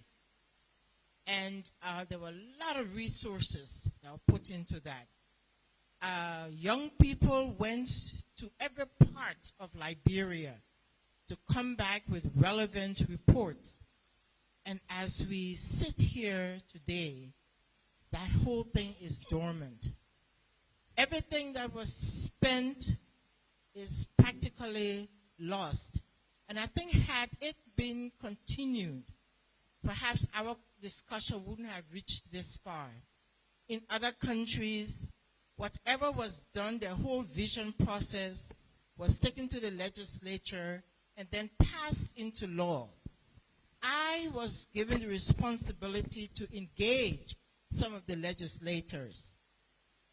When we did that officially, but privately, one of our very senior members said to me, "Sister, you think so when we all do this thing together, then Ellen Johnson will take this credit." And I think that is the mentality that is keeping us back. Thank you. Okay, good. You're right. We have, bundle of knowledge upon knowledge, exists. We have to apply the knowledge. We have to, take advantage of the knowledge. I want to thank the Minister of Education right now. We're not putting you on the spot, Mr. Minister, but before you came, there was a question asked, and I see why Benjamin Way wants you to chime in on this as to whether our educational system that we inherited is relatively, substandard. It depends.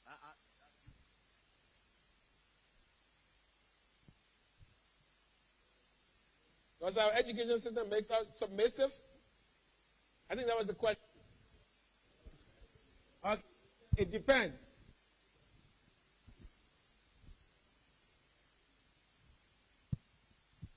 Okay, thank you. There's something about family reunions. It reminds those current that there is something from the past that we need to reflect. And I'm very happy with this 200th anniversary celebration. This is a family reunion. And matters that we had placed into archives of our minds are waking up. And I believe going forward, many of those things which we thought were not relevant anymore is staring us in the faces. And so something will change going on. I want to thank Dr. Burrows and all of Dr. Dunn and Dr. Allen and all the other colleagues that we listen to, those scholars, those historical scholars. There are a couple of things that we've done being in the education space. I just want to bring you up. In the past 6 years or so, before we even became minister, cumulatively, there has been a team working on restoring civics. If any of you remember, the active teaching of physics, of civics, went down in the 80s. We tried to bring that back up. Dr. Sawyer and team that have been working assiduously, I'm sorry he's not too well now, but the books for civics have been researched and redone and divided into grades so that it is easier for the reading public to be able to catch up. So we now have first grade, second grade, third grade, fourth grade, each of them with their little books going back to things that we have forgotten. I'm hoping civics, as much as it relates us to our own society, it does not teach the detail of the history that we seem to have forgotten. Even I, forgotten a lot more. But when I was in grade school in the early 60s, that's ever since, the history that we learned were a lot more comprehensive than now. But the danger we have now is, you go to the various universities, very few students want to think of majoring in history. They either doing accounting, economics, and all that stuff. I think it is a suggestion that is not too important. Very few, in fact, insignificant number does geography. And geography are being taught in school. For God's sake, what is being taught? Even if the curriculum was rich and properly written, if the person who is teaching it does not have the content capacity to present it from knowledge and experience, they're talking spider story. And this is a challenge we have. And I'm going to throw that back to the universities and colleges so that we begin to find a way where these can be done. I just wanted to ask beyond this, Norris, if it's possible, we need to get these brains that still live to extract those information that they have. Because if not, they will go with them. We need to get those information out of them and recompile the history in more detail than we have now. And from here, I'm convinced that we can get it right from this book. Thank you very much for this program. Thank you, Mr. Minister. We're going to go back to the panelists. I'm going to take Dr. Allen, and then we'll go to Dr. Brewer, and then we'll go back to the audience. We will now move very fast. Each speaker will speak for less than 2 minutes, so that we can run through this process. Dr. Allen, you wanted to come in on the question of or you want us to go to Brewer? Yes. One of the you got to do something.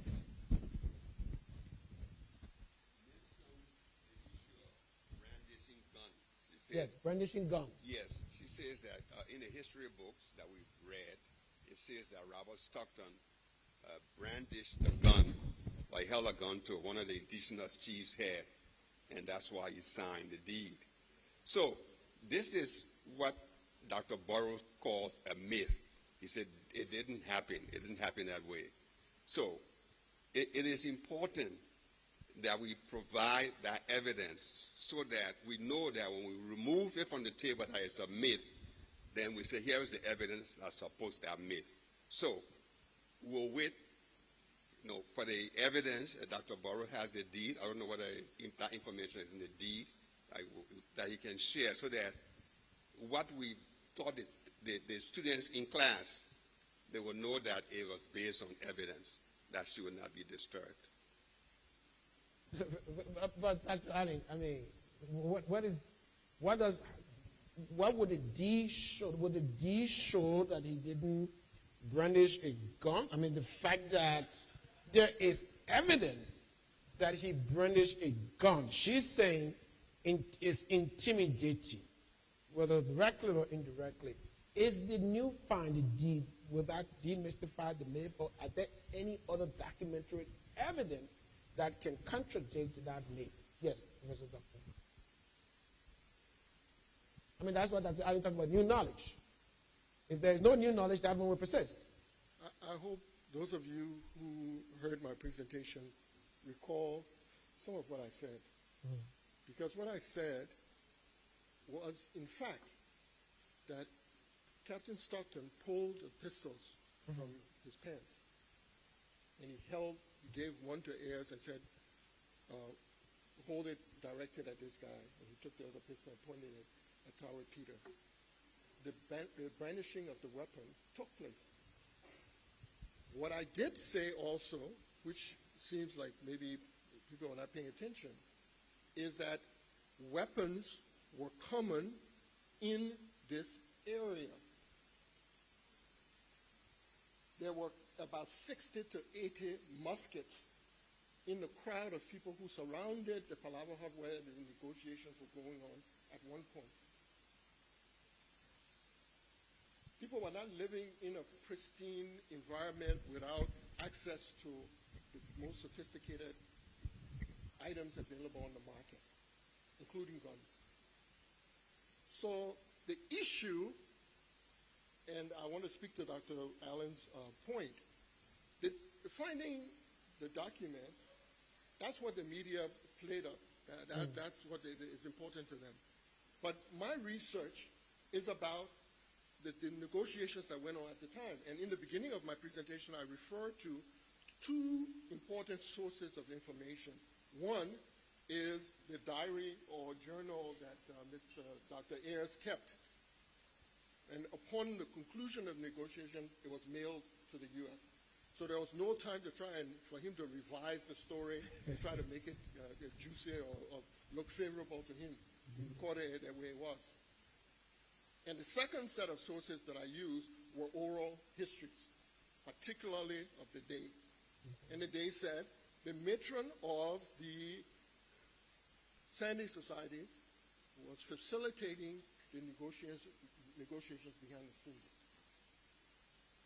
That there was a degree and order in the society established in her name because of her role, and that order was related to hospitality. When the strangers came, she provided kinu, she provided thatch for the original housing where they slept. That's the day people saying it.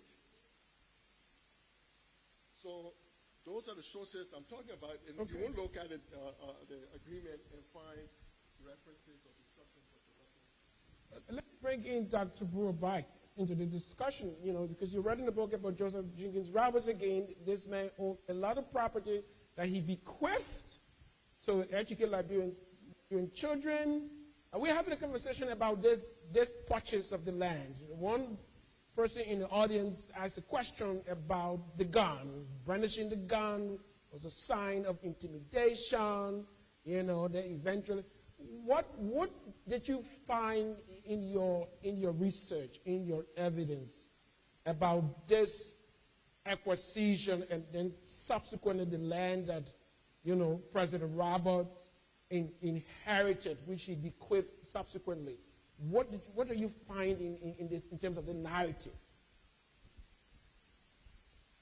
Yeah, thank you. So part of the history, and this is complex history, part of the history of Liberia is a history of land, obviously, and land tenureship. And again, we would caution people to not simply read the present into the past. the transfer of land took place in stages. The transfer of land took place in a variety of ways. Once the evolving or the developing or the emerging state called Liberia established laws, a set of laws, one of the key parts of the establishment of this state is this principle of private property and the whole legal framework that comes with private property, right? And that basis itself has that history. Once that is established, and we can discuss how that is established, that is one part of the story. The other part of the story is that once it is established, grants of land are assigned to immigrants, the people who come under the auspices of the ACS. And so Roberts himself is one of those beneficiaries.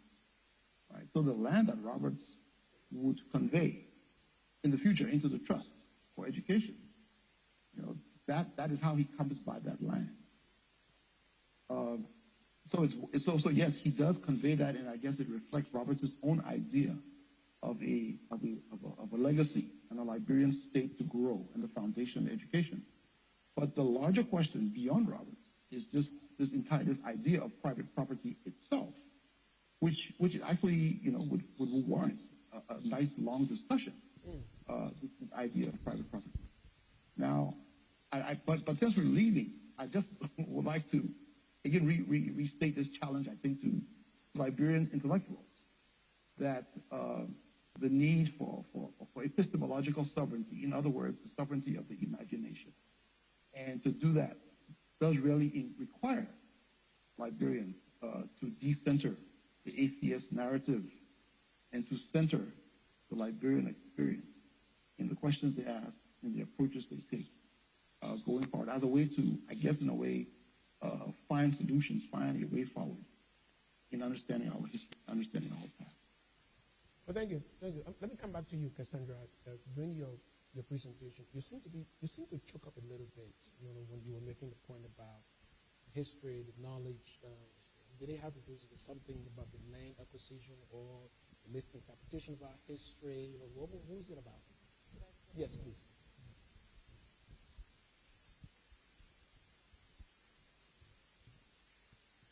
I think maybe to echo some of the points that Dr. Brewer was making, it's really about this epistemological quest and the resistance against that kind of activity.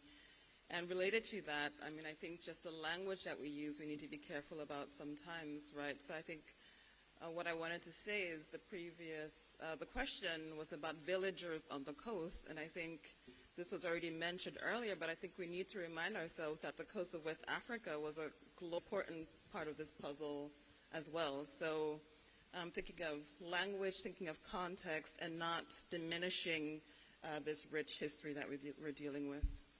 Very good. In an attempt to demystify the,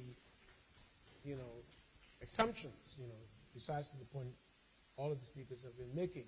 All right, we're going to take two more. We're going to right here in the middle, Dane from St. J, and then we'll go back, and then we'll go here. And then I think after that, we'll come back to the panelists and Dr. Brewer and Dr. Boros for closing, and then we'll move on. We got a big dinner coming up tonight, so don't worry. Yes, madam. Thank you. Good afternoon, everyone. My name is Kula Fofana. I am the assistant dean at the David Istras, University of Liberia. In support to what Sister Lauren said, I also worked during the post-2015 agenda, specifically the Vision 2030 as co-chairperson. And I think there was a lot of work done. It will also be my hope that after this conference, that the University of Liberia hosts similar activities in relation to discussing historical narrative about where we are. So my question is in twofold. One, there is currently a debate within the student community about what we're celebrating, especially on the margins of the bicentennial, whether it is the 1822 to 2002, or should it be 1847 to 2047? So that question, I'm hoping that any of the historians on the panel can, throw, some light on it. And the second part has to do with, in light of celebrating our history, especially this earlier conversation with Dr. Asante and the rest of the panelists and Dr. Boer's research in looking at our history before 1822. If we're celebrating 200 years from 1822, what happens to the activities, what this part of the word was? Are we again permeating or continuing celebrating Liberia from 1822 upward?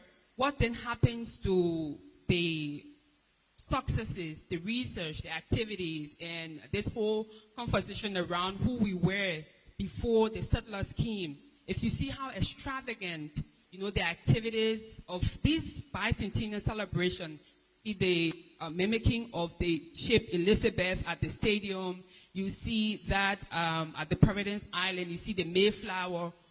If we continue to celebrate that portion of our history, what happens to the ones before?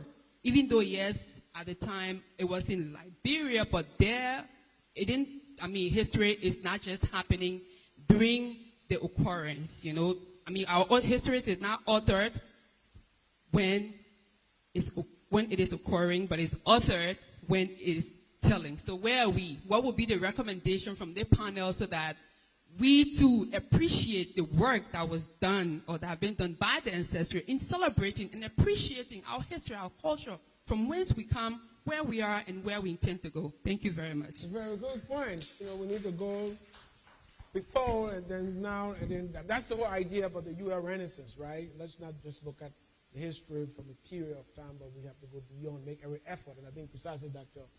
Boer's delivery tried to do that when he talked about, the 1400s, the 1500s. Let's take in the soup over there. Please tell us your name and where you're from, and then we'll go to the gentleman over there, and then we'll come back to the panelists, and then we'll wrap this up, right? Thank you. Right. Yes, okay, good. We'll take if we have time. All right, please.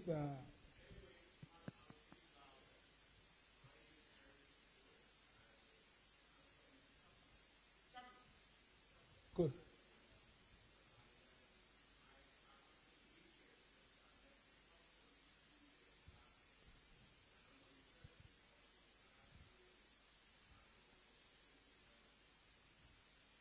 Can we get the mic to him while he's, I know he's loud enough, but for the audience via online, we're not hearing you. Thank you. Probably because I'm not wearing a coat. Again, my name is Jerry Tupoboe. I'm from Scotland. I'm a Liberian. I've been in Scotland for over 25 years, and I've been a researcher on Africa, and Liberia has been my model of research. And I can is COP 26 team in Glasgow, and I have been in some Scottish people, African languages, which is Bassa and Crew, where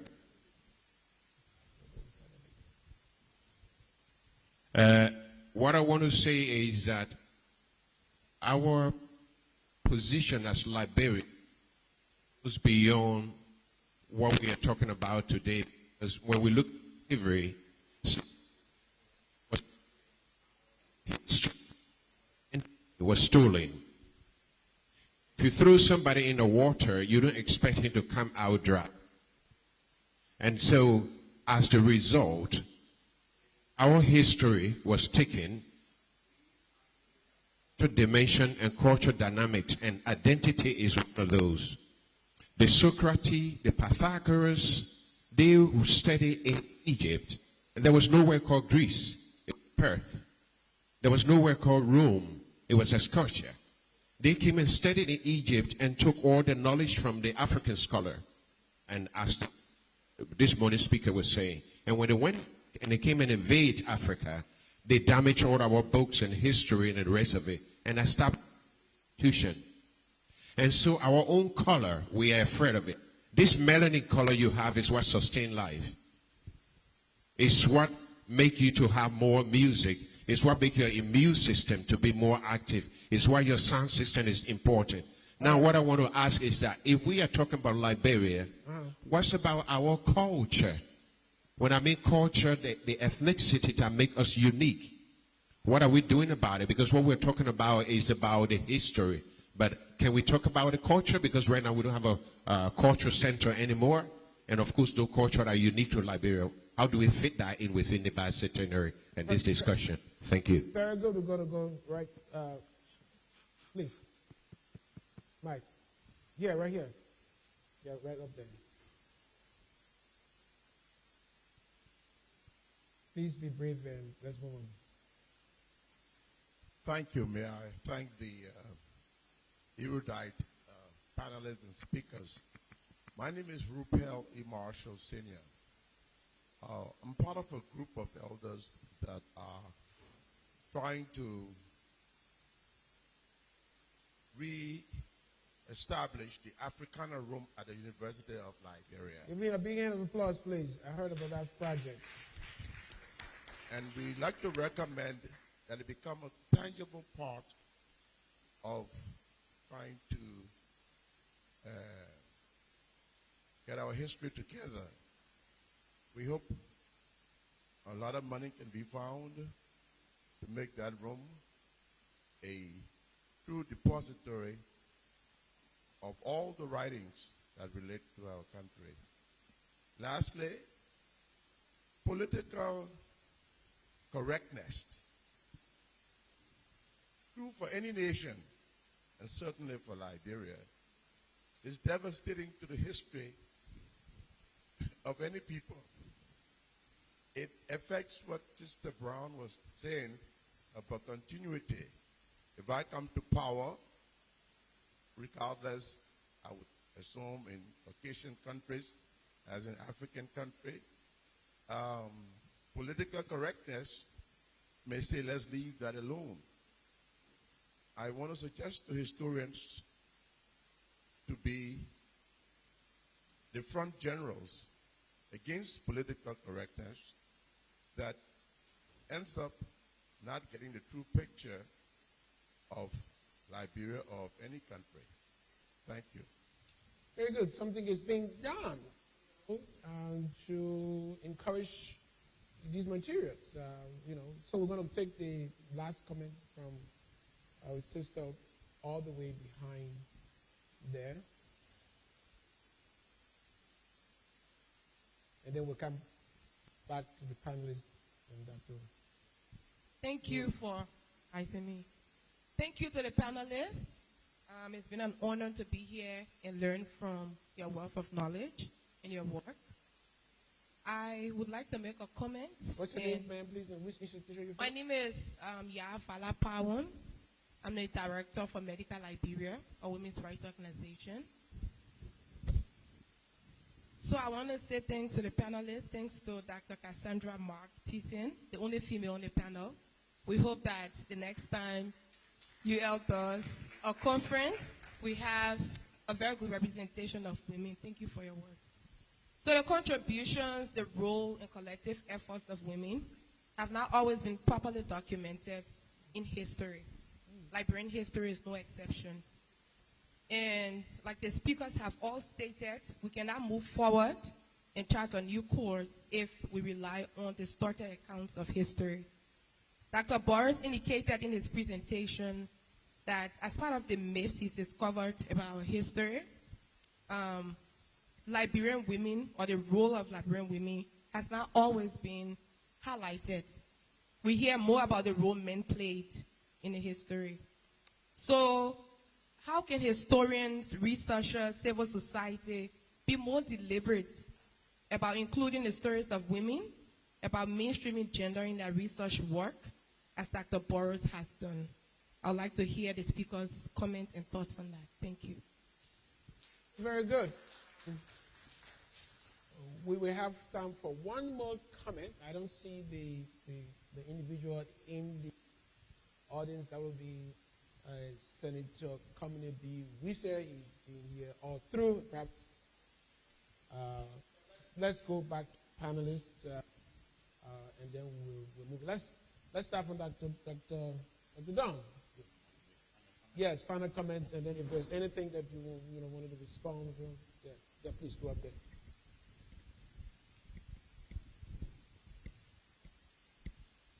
Just a quick one on what I have written here called history and historians at one level versus the social media, and at another level versus political authorities.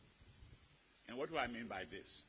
I'm sure all of you know what I mean when I say history and historian and the social media. In other words, we are living at a time when anybody can do anything and publish anything anywhere. What is the impact of that on the serious study of history? How many Liberian historians do we have? I've been counting. I mean, I'm talking about those who go to school and major in history. I'm not one of them. I'm more like a history buff, a history enthusiast. I found my way into the archives of the Episcopal Church in Austin, Texas, and says I was doing research on writing the history of the Episcopal Church of Liberia. I found my way at the archives in Washington, D.C., and I just plunged into it.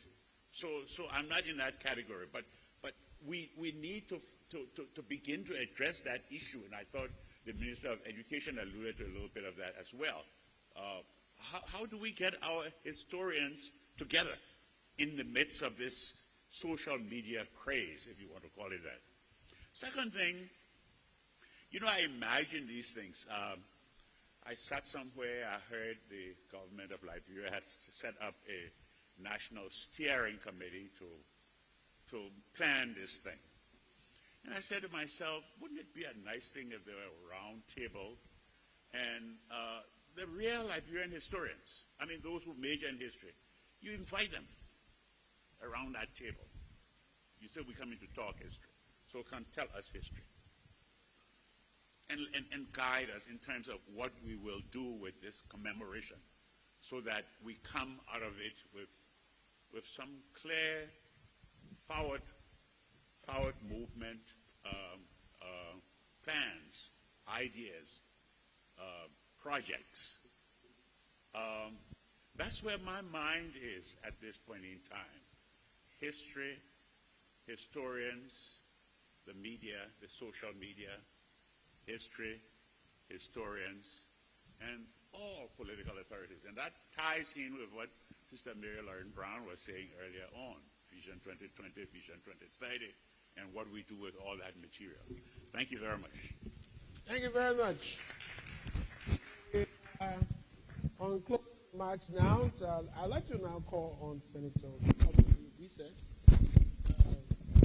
Even though he's not a panelist or presenter, however, he's very close to the University of Liberia, and I'd like him to make some few closing remarks, especially the fact that he's been with us all throughout this conference. Is the most senior government official also. Well, thank you. I hope that senior government official business has been used in order to find more money for the university. I was here this morning when Dr. Asante spoke, and the other speakers, and there was a huge reference to Dr. Mary Anthony Brown Sherman. So I wanted to start with these remarks by talking about this morning's session, and to say that when Dr. Mary Anthony Brown Sherman became president, it coincided with the time that I became president of the University of Liberia Students' Union. We had then created what is called the University of Liberia Students' Union. Also, before that time, it was Student Council. Now, as students, we convened a meeting at the Centennial Pavilion, the executive pavilion, that is. And we invited Dr. Sherman and presented to her a sword as the instrument she needed to use to fight corruption at the university, to show the way to academic freedom, and dig up the truth about Liberia. And she lived up to it for the year that I worked with her. She left a special legacy that we always pray that the university would revert to. First African, yes, 5 African women to become president, and all the others who followed. Judge Shanna, Emma Walter Shanna, first woman judge. I guess that was the first also senior judge in Africa, and Ellen Johnson Sirleaf. Now, there's something to be said about that part of our history. Sometimes we forget. But let me go on to the thing that got me interested in history. I entered the university not as a history student, but we had worked with Jane Martin, and we created the Historical Society at the university. And most of us were not students of history. So I have to say, the scholars and the presenters are people that I respect very, very immensely. And they are extraordinary people, each of them in their own right. But when I heard Dr. Patrick Burrows say that Councillor did not have, more or less, should not be making comment on history because he didn't study history, if it sounded like that, it just reminded me of talking about our country. I think we must encourage everyone to show interest in our history. My boss, Banky, I think she's in the audience, is not a history student, but she has been doing wonderful work on Liberian history. I don't think that the one that I know about Dr. Dunn, I don't think that Dr. Dunn studied history or political science. Over the weekend, I went to see Dr. Guanu.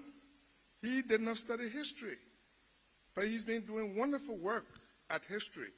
Those who study are the professionals to guide us in showing our interest in history.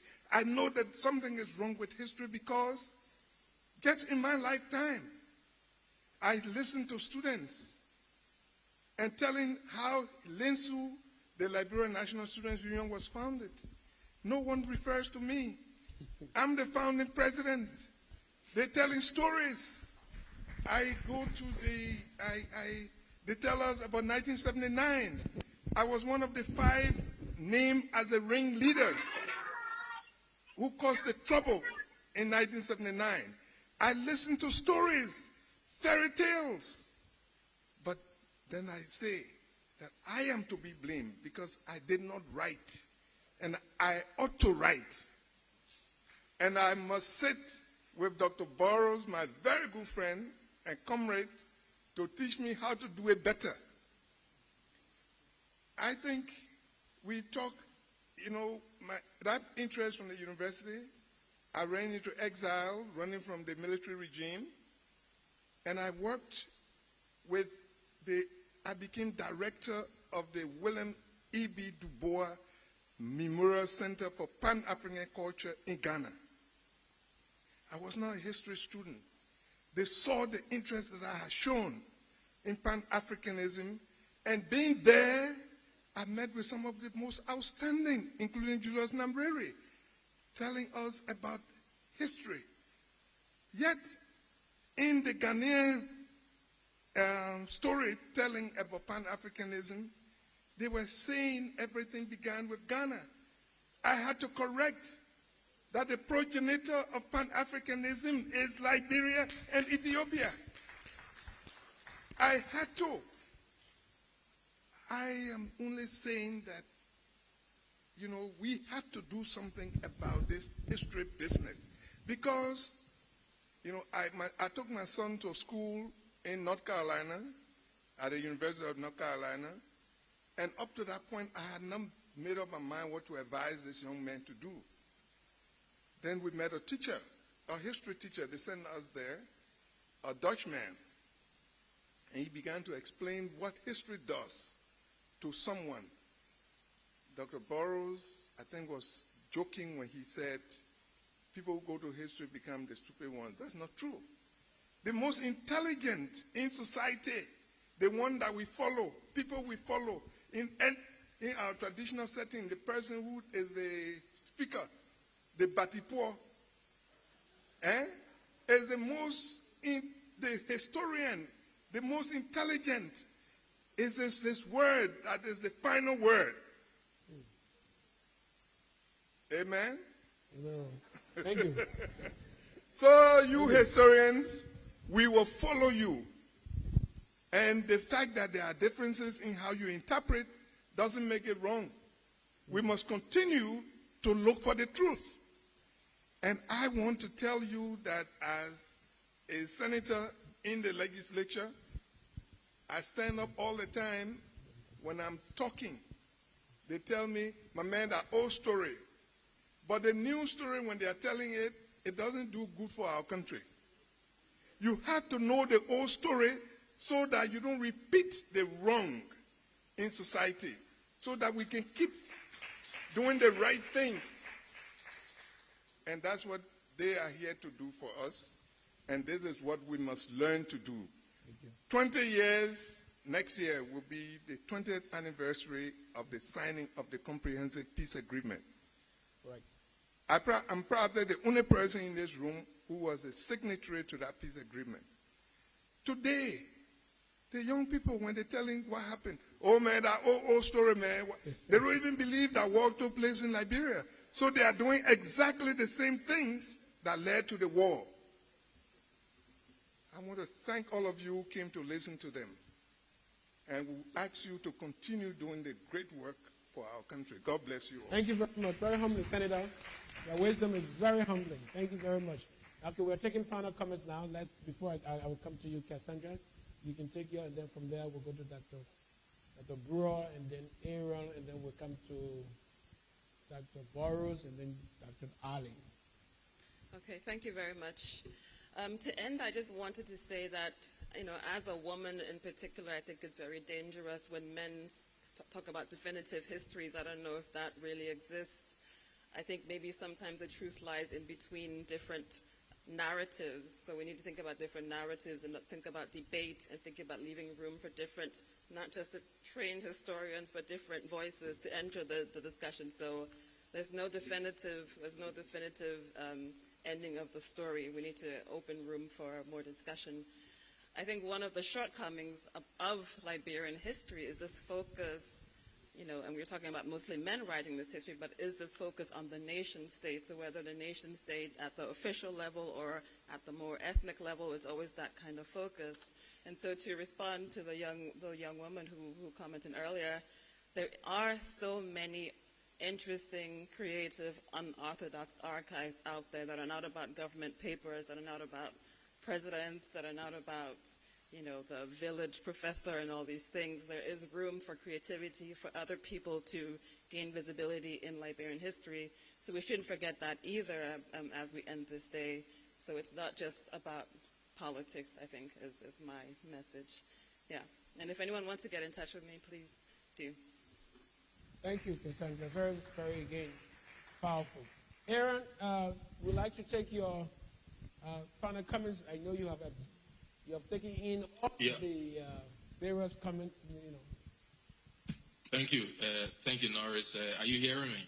Yes, we're hearing you. Let me begin by saying thank you. Thank you to the university. Thank you to the government for organizing this.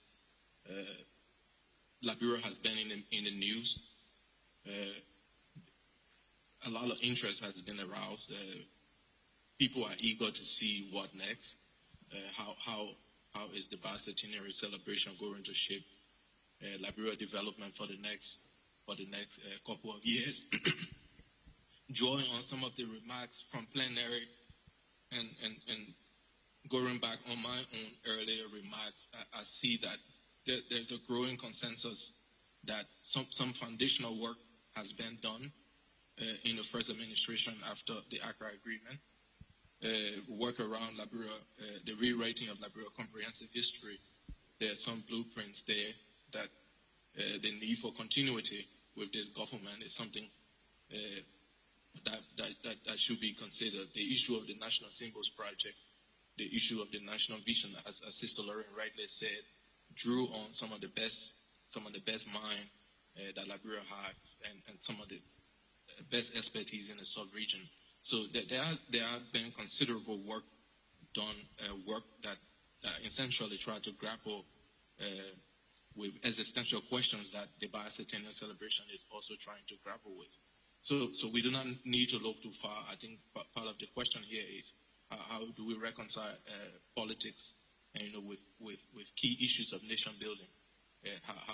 What new consensus do we want to forge around Liberian identity? How do we want to forge this new consensus by trying to reconcile politics of today with politics of yesterday to come up with some of the best answers? So let me say thank you for inviting me on this panel, and thanks to you, Norris, for managing the exchanges, both home and away. Thank you very much.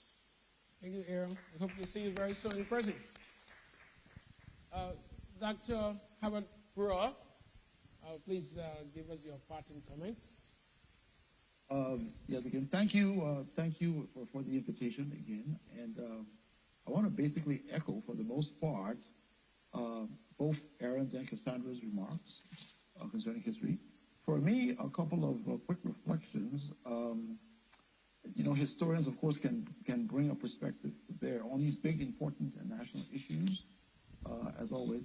But history, I want to remind people as well, history is several perspectives. And although people can agree on specific facts, it's always subject to interpretation. And so part of history, the process of history, is not just what happened in the past, but it's also arguments that people have about what happened in the past. I've mentioned this before, I'll mention it another way. I think the challenge to Liberian historians and then intellectuals beyond that is the whole process of, or the requirement really, to decolonize the archives. And that phrase might sound new to some people, and people in their various comments reflect that difficulty and that problem. Both the people who are arguing for and against, for example, the perspective or the interpretation that Dr. Boris has proposed, rely, for the most part, on the very same archives. And so I'm asking, if folks could actually broaden their, their perspective and their understanding, to understand indeed, how you get the truth and where do you build that knowledge from. So decolonizing the archives, starting to question indeed where we get knowledge from, where we get truth from. Those are like fundamental building blocks towards attempting to reconstruct a history that is inclusive, that includes the various peoples that make up Liberia, the national history of Liberia, indeed the pre-national history of Liberia as well. So once again, thank you very much. And it's been a pleasure being here and sharing this with you. Thank you very much. Thank you very much. We now ask Dr. Patrick Burroughs to make his parting comments, and then Dr. Allen will close as chair of the History Subcommittee of the National Bicentennial Commemoration, and then Dr. Julius Zauda Nelson will come to thank our esteemed panelists, and we'll close this section right away.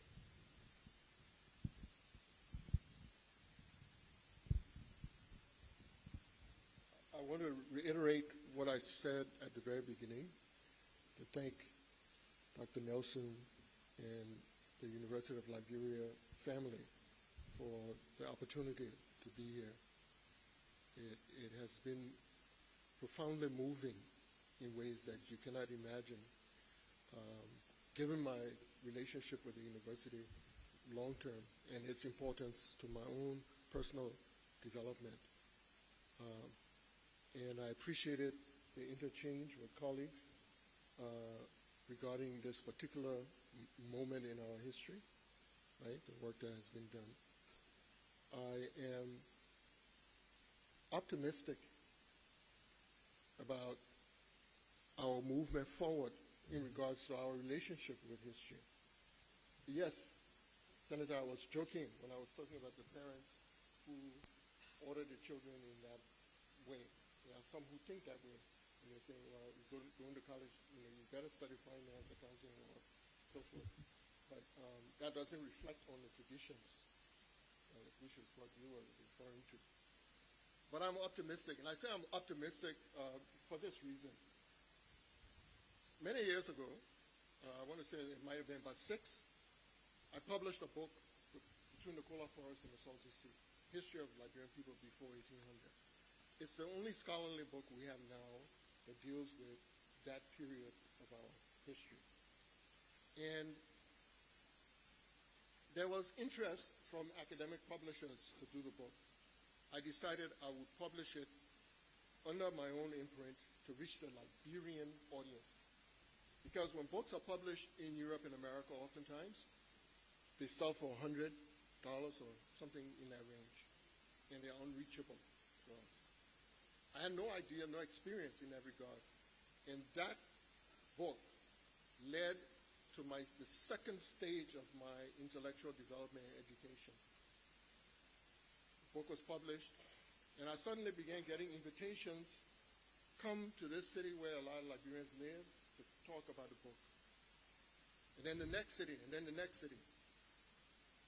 And I began to notice a pattern.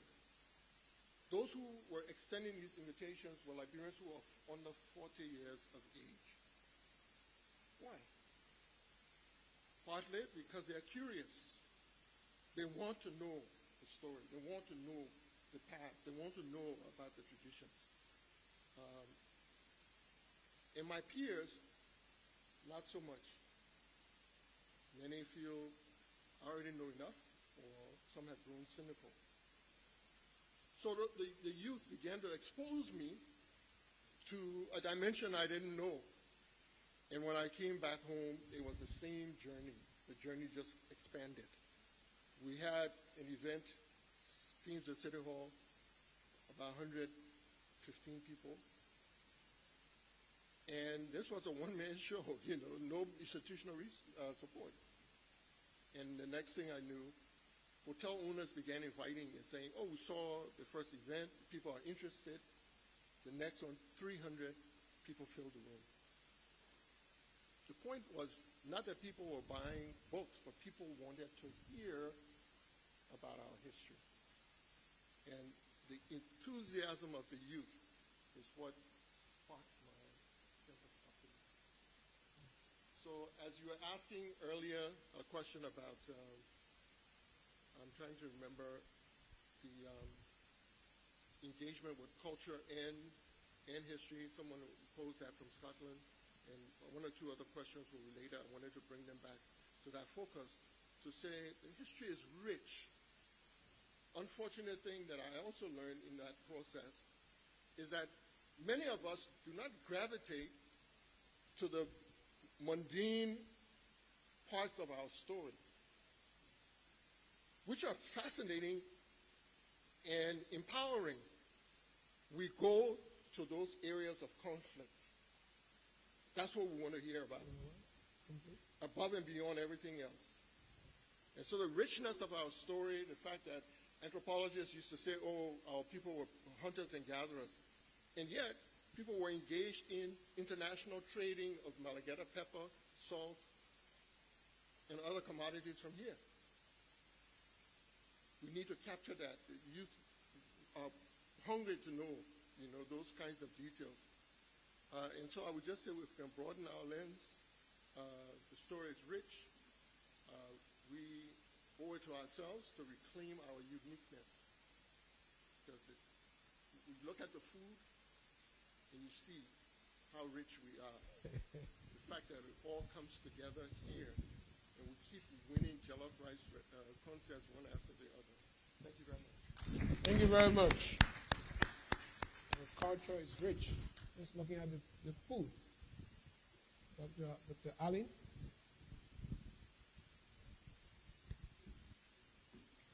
Let me conclude on the question by the last, well, not the last, but one, I think she says she's from Sinjay. Yes. She asked about the bicentennial and also asked about, we are celebrating, in her view, we're looking at our history from 1822. So what happens to the history before 1822? That's what she's asking. And I want to conclude by saying the research has been done. Dr. Burroughs talked about his work. He talks about Liberian prehistory. There are publications that have been done. I think we are partially responsible that we have not compiled this knowledge to make it available to our students in the class. That's where I think we are falling short. And Dr. Dunn alluded to that when he said, who are the historians? But even though he's not a professional historian, but he has written. So I think the onus is on us, before we leave this stage, to write our history based upon the research that has been done, because the material is there, and make it available to our students in class, in the classrooms. I recall when I returned home in 2012, there was a project to write Liberian history. And that project was headed by the Governance Commission. Dr. Dunn was one of the members of that commission. The commission had invited historians in Liberia and historians abroad to write our history. We had a 2-day meeting here. And out of that meeting, we selected topics that went it did not only include politics, because sometimes our history tends to focus on politics, government, but there are other areas of history. We call it total history, where you look at not just the actions of men, you look at the actions of women, you look at the farmers, you look at how people live, the method of entertainment. So we compile more than one volume of Liberian history. And we divided the topics, and the various authors had topics and they agreed to write. That's what Aaron alluded to. He was part of the project. In the end, the project faltered. We didn't write the Liberian history because of logistics, because of resources. So what I'm saying here is the knowledge is here. It has been produced. It's here. But the burden is on us as historians to make it available to the next generation. Thank you. Thank you very much, Dr. Ali. The knowledge is available. Our job is to produce it for the next generation. Dr. Julius Aolanese initially thank the panelists and the lead presenter, and after that, the MC will come and then do small housekeeping, and then we will adjourn the session. Thank you, Anthony Norris Tour. Let me just share briefly that the planning committee in the University of Liberia was very intentional about the attendance and participation of students. So we invited our student leaders from county, different political groups. So they are students here with us today. And even in our invitation to other institutions, higher learning, we invited them to come along to bring along students. An invitation to the Liberia National Student Union, the Federation of Liberian Youth, because we were clear in our planning that we could not have such a conference without the participation of students being a part of the exercise. The idea of launching the Center for Diaspora Studies and Migration was another way to do the afterthought. What happens after the bicentennial commemoration, and what do we do at the university that will keep the light burning with all of the interest as we move forward? And therefore, we believe that there will be something happening at the university after the bicentennial commemoration.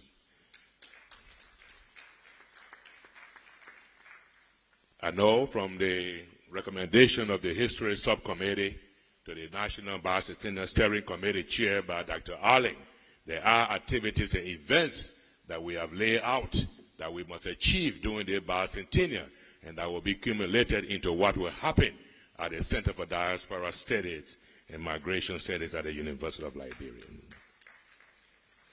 At this time now, let me, on behalf of the Planning Committee and the University of Liberia family, express our gratitude and appreciation to Dr. Patrick Burrows, our panelists, those visually and those who are here today, for a wonderful storytelling of where we come from, where we are, and where we hope to go. I also need to express our gratitude to all of you wonderful participants that came, our partners, our guests, for honoring our invitation for day one of our activities celebrating the UL Founders Day at this international conference. I know they will be informing you about the dinner tonight, but we also hope that you'll consider coming back tomorrow so that we can see the conclusion. Tomorrow we focus on the social, economic, and monetary policies of the Republic, and we hope you will be able to come and join us as we move into day 2 of our celebration of the UL 71st anniversary as an institution of higher learning since 1951. God bless you and have a wonderful time. Congratulations for your sharing with us today.